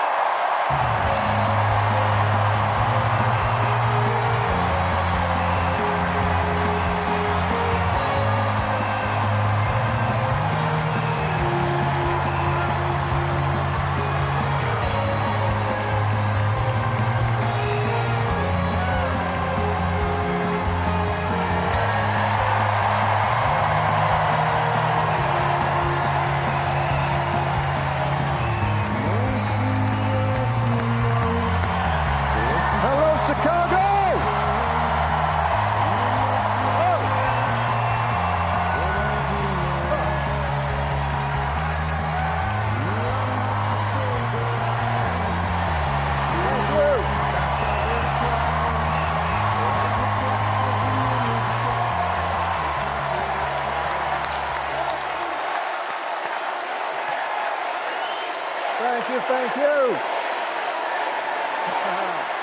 Thank you, everybody. Thank you.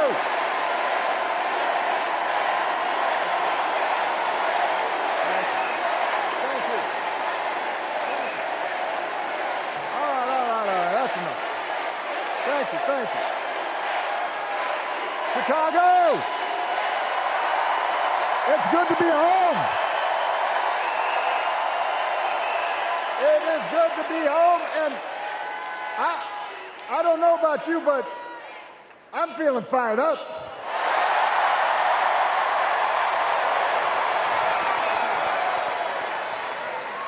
I am feeling ready to go.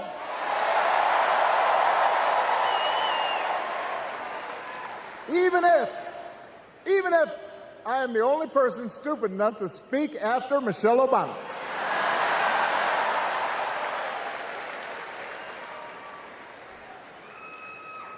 I am feeling hopeful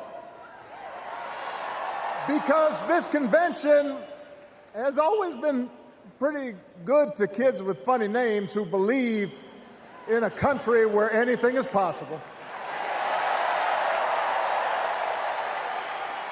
Because we have a chance to elect someone who has spent her entire life trying to give people the same chances America gave her. Someone who sees you and hears you and will get up every single day and fight for you. The next president of the United States of America, Kamala Harris.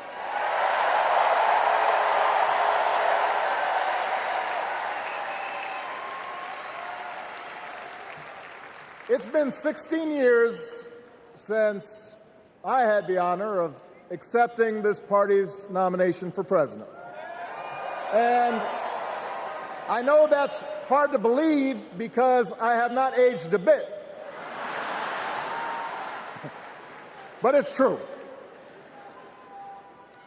And looking back, I can say without question that my first big decision as your nominee turned out to be one of my best.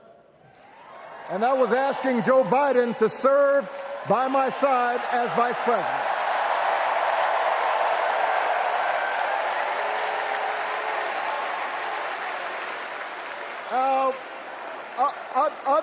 Other than some common Irish blood, Joe and I come from different backgrounds, but we became brothers. And as we worked together for 8, sometimes pretty tough years, What I came to admire most about Joe wasn't just his smarts, his experience. It was his empathy and his decency and his hard-earned resilience, his unshakable belief that everyone in this country deserves a fair shot.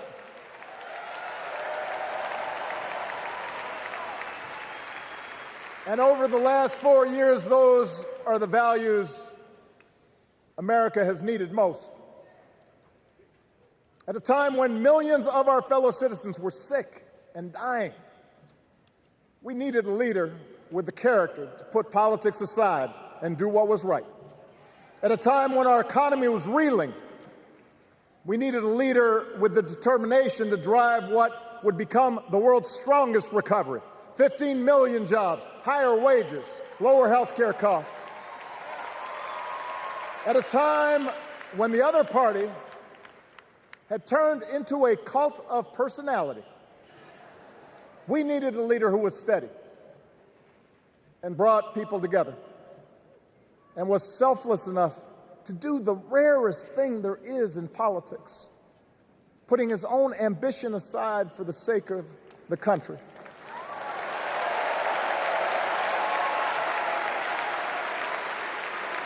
History will remember Joe Biden as an outstanding president who defended democracy at a moment of great danger. And I am proud to call him my president, but I am even prouder to call him my friend.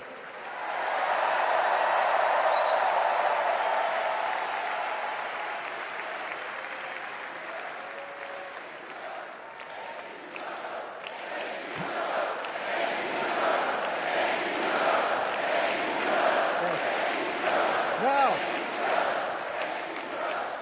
the torch has been passed. Now it is up to all of us to fight for the America we believe in. And make no mistake, it will be a fight. For all the incredible energy we've been able to generate over the last few weeks, for all the rallies and the memes, this will still be a tight race in a closely divided country. A country where too many Americans are still struggling, where a lot of Americans don't believe government can help. And as we gather here tonight, the people who will decide this election are asking a very simple question. Who will fight for me? Who's thinking about my future? About my children's future, about our future together? One thing is for certain, Donald Trump is not losing sleep over that question.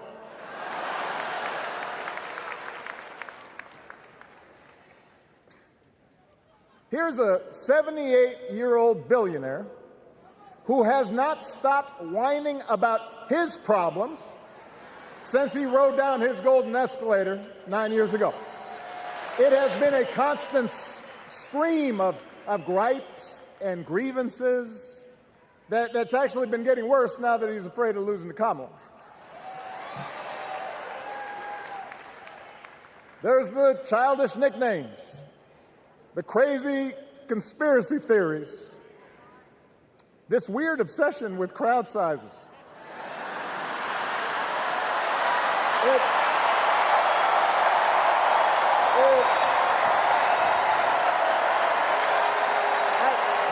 It just goes on and on and on. The other day I heard someone compare Trump to the neighbor who keeps running his leaf blower outside your window every minute of every day.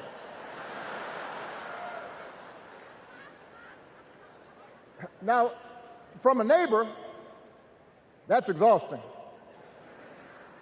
From a president, it's just dangerous. The truth is, Donald Trump sees power as nothing more than it means to his ends. He wants the middle class to pay the price for another huge tax cut that would mostly help him and his rich friends. He killed a bipartisan immigration deal written in part by one of the most conservative Republicans in Congress that would have helped secure our southern border, because he thought trying to actually solve the problem would hurt his campaign. He doesn't. Do not boo. Vote.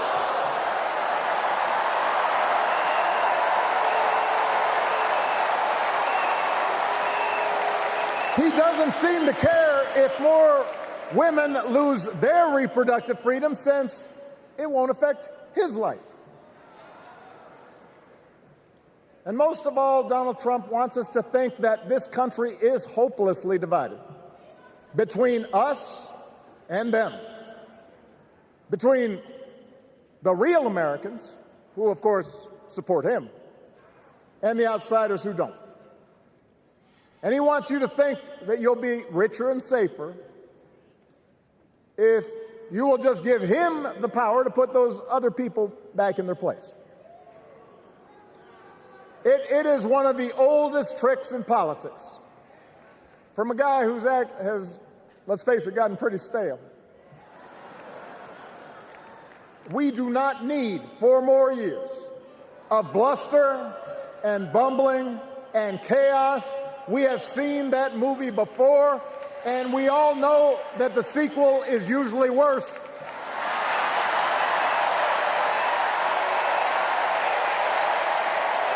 America's ready for a new chapter. America's ready for a better story. We are ready for a President Kamala Harris.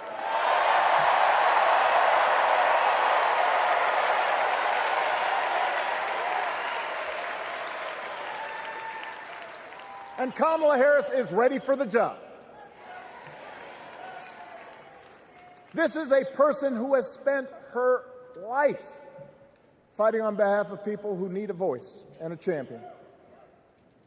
As you heard from Michelle, Kamala was not born into privilege.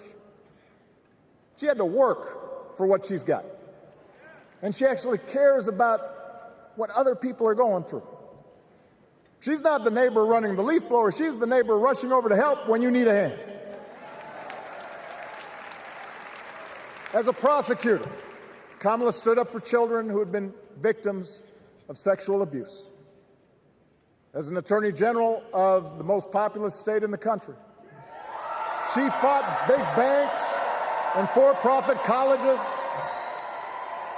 securing billions of dollars for the people they had scammed.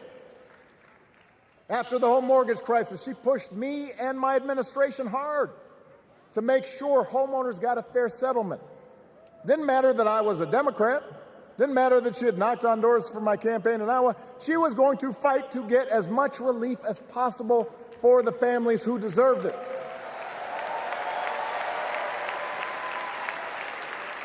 As vice president, she helped take on the drug companies to cap the cost of insulin, lower the cost of health care, give families with kids a tax cut. And she is running for president with real plans to lower costs even more and protect Medicare and Medicaid, and sign a law to guarantee every woman's right to make her own health care decisions.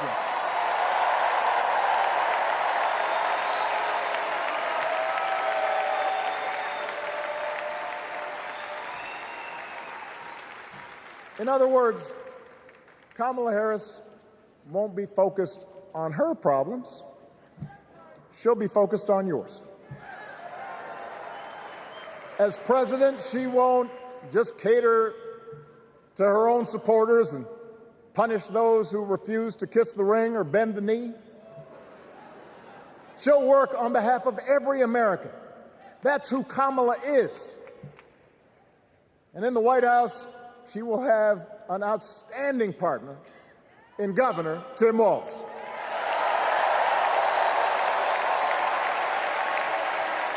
Let me tell you something. Let me tell you something. I love this guy. Tim is the kind of person who should be in politics. Born in a small town, served his country, taught kids, coached football, took care of his neighbors. He knows who he is, and he knows what's important.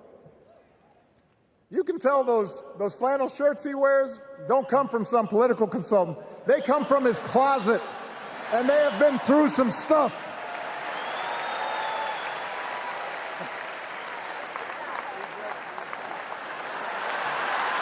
They have been through some stuff. That's right.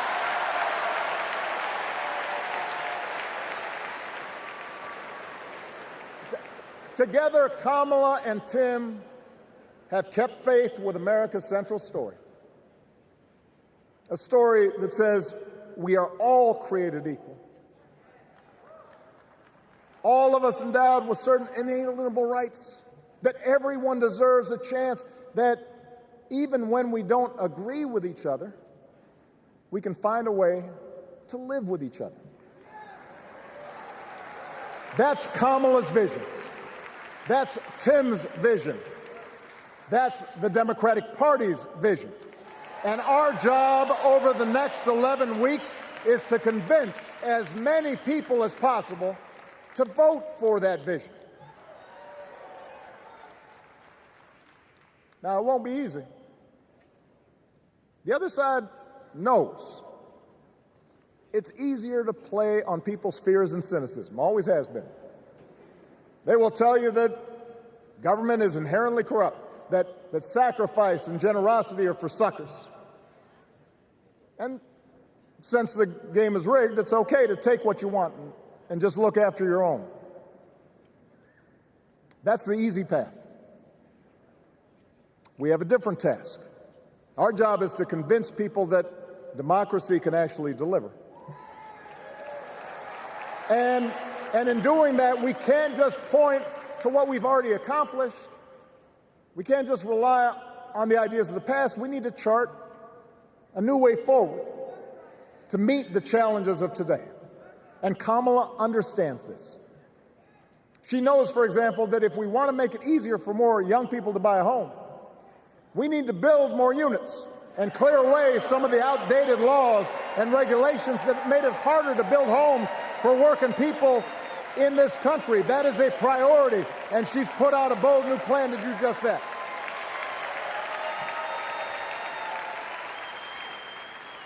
On health care, we should all be proud of the enormous progress that we've made through the Affordable Care Act, providing millions of people access to affordable coverage, protecting millions more from unscrupulous insurance practices. I noticed, by the way, that since it's become popular, they don't call it Obamacare no more.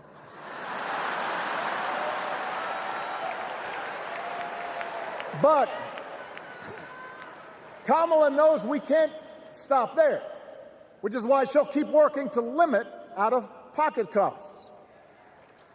Kamala knows that if we want to help people get ahead, we need to put a college degree within reach of more Americans. But she also knows college shouldn't be the only ticket to the middle class. We need to follow the lead of governors like Tim Walz, who said, if you've got the skills and the drive, you shouldn't need a degree to work for state government.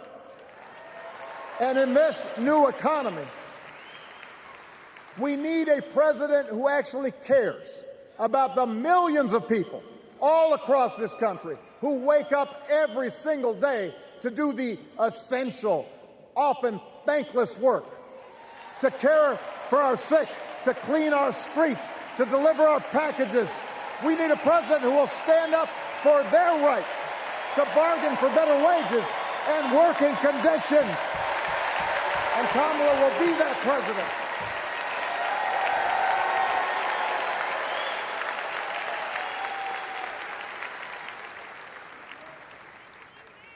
Yes, she can.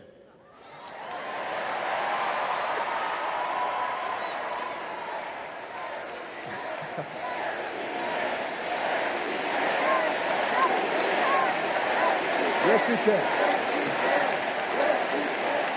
A Harris-Walz administration can help us move past some of the tired old debates that keep stifling progress. Because at their core, Kamala and Tim understand that when everybody gets a fair shot, we are all better off. They understand that when every child gets a good education, the whole economy gets stronger. When women are paid the same as men for doing the same job, all families benefit.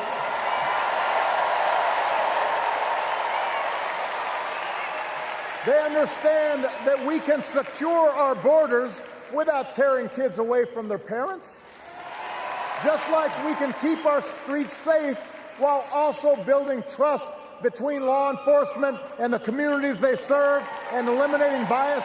That will make it better for everybody.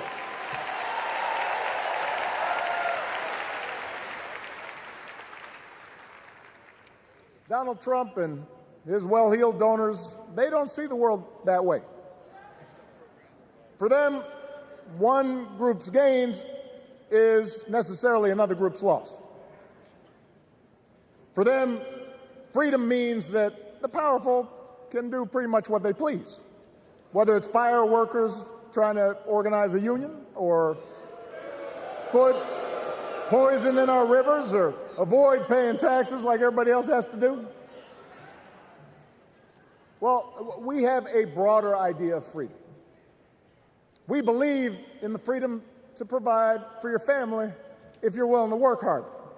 The freedom to breathe clean air and drink clean water and send your kids to school without worrying if they'll come home. We believe that true freedom gives each of us the right to make decisions about our own life, how we worship, what our family looks like, how many kids we have, who we marry. And we believe that freedom requires us to recognize that other people have the freedom to make choices that are different than ours. That's okay.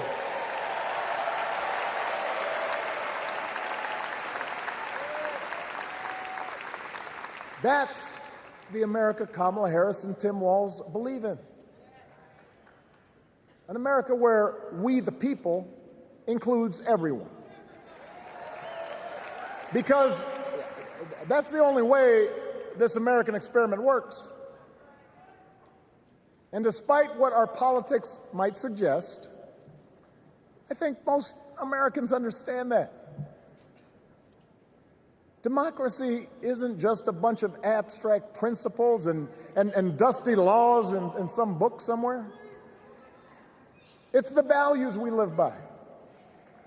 It's the way we treat each other, including those who don't look like us, or pray like us, or see the world exactly like we do.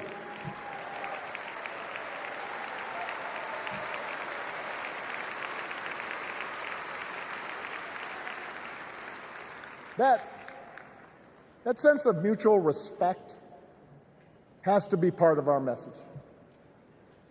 Our politics have become so polarized these days that all of us across the political spectrum seem so quick to assume the worst in others, unless they agree with us on every single issue. We start thinking that the only way to win is to scold and shame and out-yell the other side. And after a while, regular folks just tune out, or they don't bother to vote.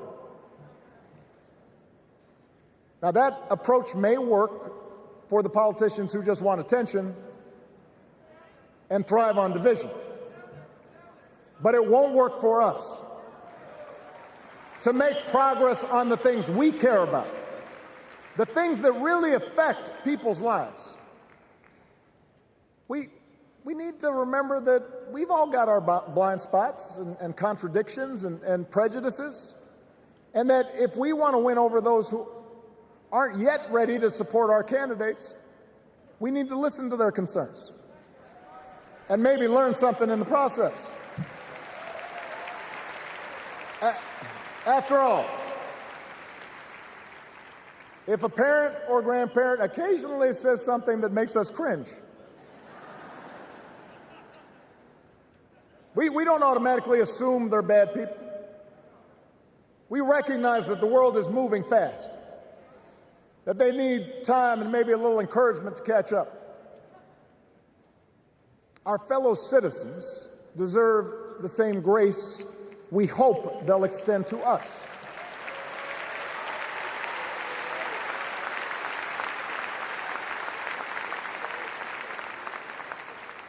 That's how we can build a true Democratic majority, one that can get things done. And by the way, that does not just matter to the people in this country. The rest of the world is watching to see if we can actually pull this off.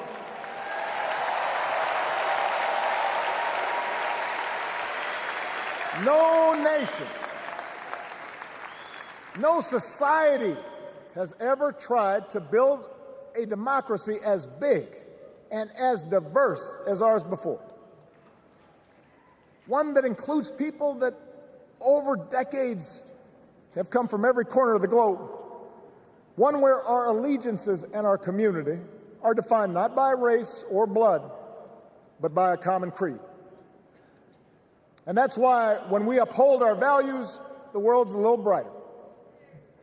When we don't, the world's a little dimmer. And dictators and autocrats feel emboldened.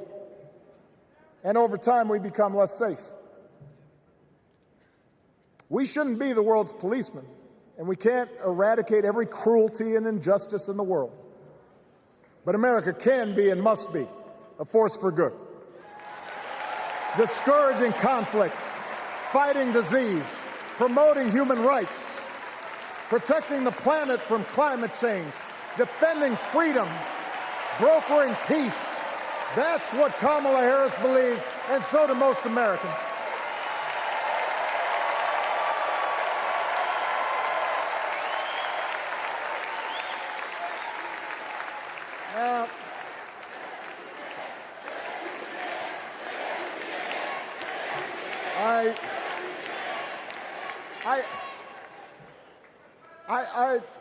I know these ideas can feel pretty naive right now. We live in a time of such confusion and rancor, with a culture that puts a premium on things that don't last. Money, fame, status, likes. We chase the approval of strangers on our phones. We build all manner of walls and fences around ourselves, and then we wonder why we feel so alone. We don't trust each other as much because we don't take the time to know each other. And in that space between us, politicians and algorithms teach us to caricature each other and troll each other and fear each other. But here's the good news, Chicago. All across America, in big cities and small towns, away from all the noise, the ties that bind us together are still there. We still coach Little League and look out for our elderly neighbors. We still feed the hungry in churches and mosques and synagogues and temples. We share the same pride when our Olympic athletes compete for the gold. Because the vast majority of us do not want to live in a country that's bitter and divided. We want something better. We want to be better. And the joy and the excitement that we're seeing around this campaign tells us we're not alone.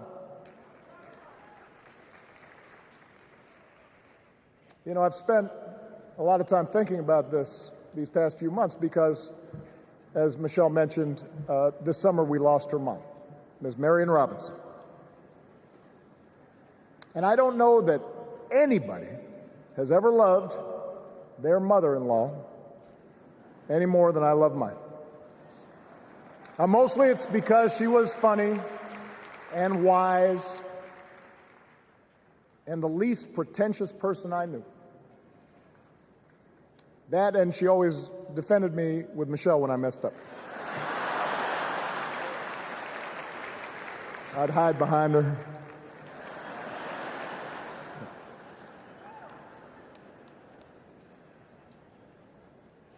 But I also think one of the reasons Mary and I became so close was she reminded me of my grandmother, the woman who helped raise me as a child. And on the surface, the two of them did not have a lot in common. One was a black woman from right here, south side of Chicago, right down the way. Went to Englewood High School. The other was a little old white lady born in a tiny town called Peru, Kansas. Now, I know there aren't that many people from Peru.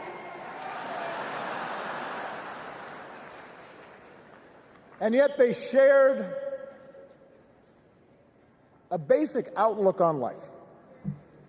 They were strong, smart, resourceful women, full of common sense, who, regardless of the barriers they encountered, and women growing up in the 40s and 50s and 60s, they encountered barriers. They still went about their business without fuss or complaint and provided an unshakable foundation of love for their children and their grandchildren. In that sense, they both represented an entire generation of working people who, through war and depression, discrimination and limited opportunity, helped build this country. A lot of them toiled every day at jobs that were often too small for them and didn't pay a lot. They willingly went without just to keep a roof over the family's heads, just to give their children something better. But they knew what was true. They knew what mattered. Things like honesty and integrity, kindness and hard work. They weren't impressed with braggarts or bullies. They didn't think putting other people down lifted you up or made you strong. They didn't spend a lot of time obsessing about what they didn't have. Instead, they appreciated what they did. They found pleasure in simple things. A card game with friends, a good meal, and laughter around the kitchen table. Helping others. And most of all, seeing their children do things and go places that they would have never imagined for themselves.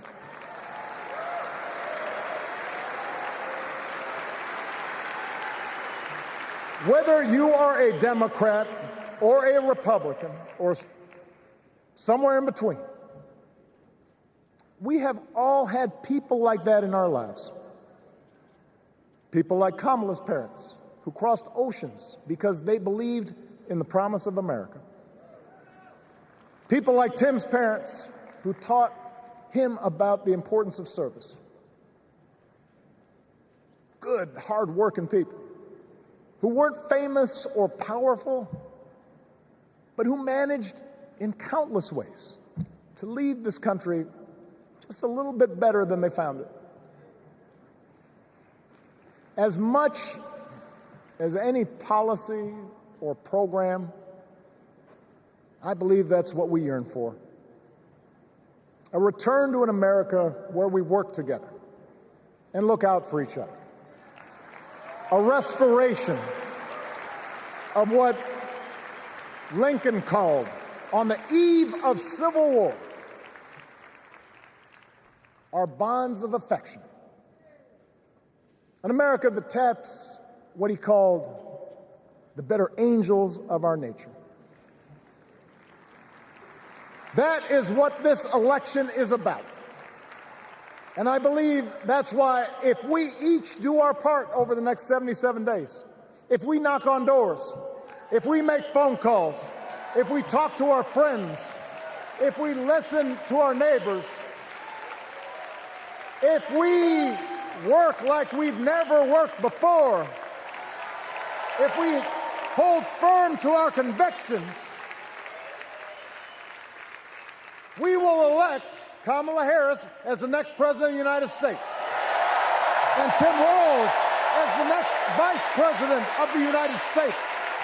We will elect leaders up and down the ballot who will fight for the hopeful, forward-looking America we all believe in. And together, we too will build a country that is more secure and more just, more equal, and more free.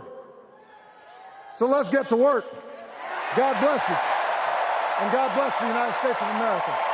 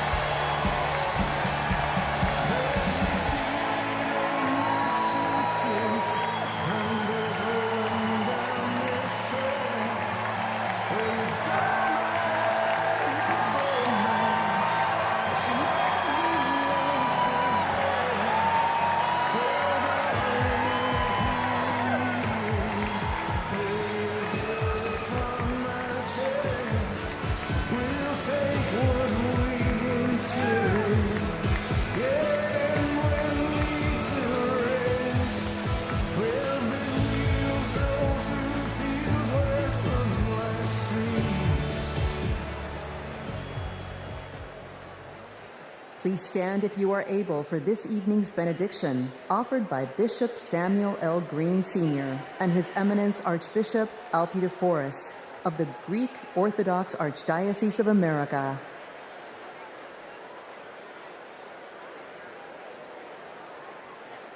God of our weary years, God of our silent tears, Thou who hast brought us thus far along the way, You are the one who broods over the days of our lives, and without You, we would be nothing.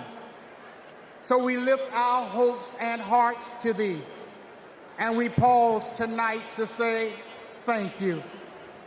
Thank You for loving us. Thank You for not giving up on us. Thank You for giving this nation the benefits of Your mercy, because all of us can feel that something enthusiastic is rising in the soul of America. And all of us can tell that the tyranny of resentment has finally met its match. The candidacy of Kamala Harris has ignited an era of joy across America. Tonight, we thank You that even in the darkest of our pessimistic nights, love has not failed us, and hope has stood its ground. We who gather do so with audacity to believe that there will be compassion in America. So God, deliver us from racism. Deliver us from sexism. Deliver us from evil, and keep us forever in the path we pray. Amen.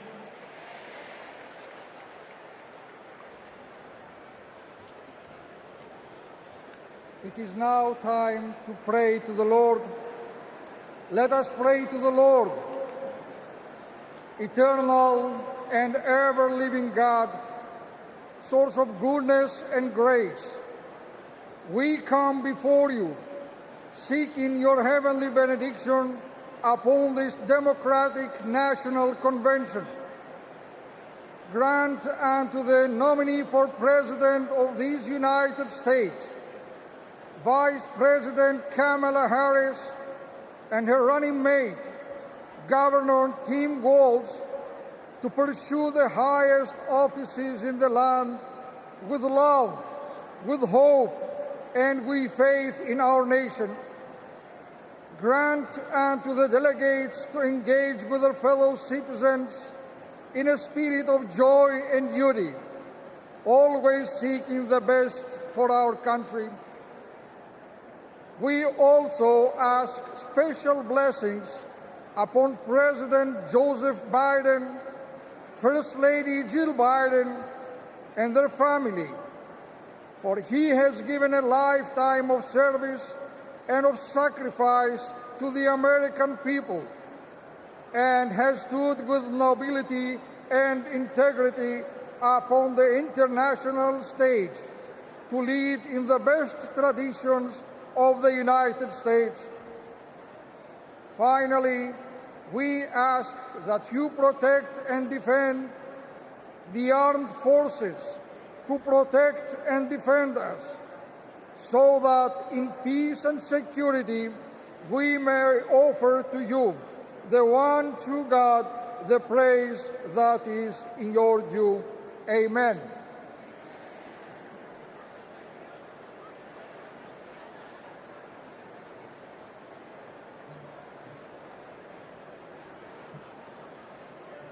Friends, do I hear a motion to recess until 5:30 tomorrow? Do I hear a second? All those in favor, please say aye. All those opposed, say nay. That was one hell of a night. I'm bringing this thing to a close.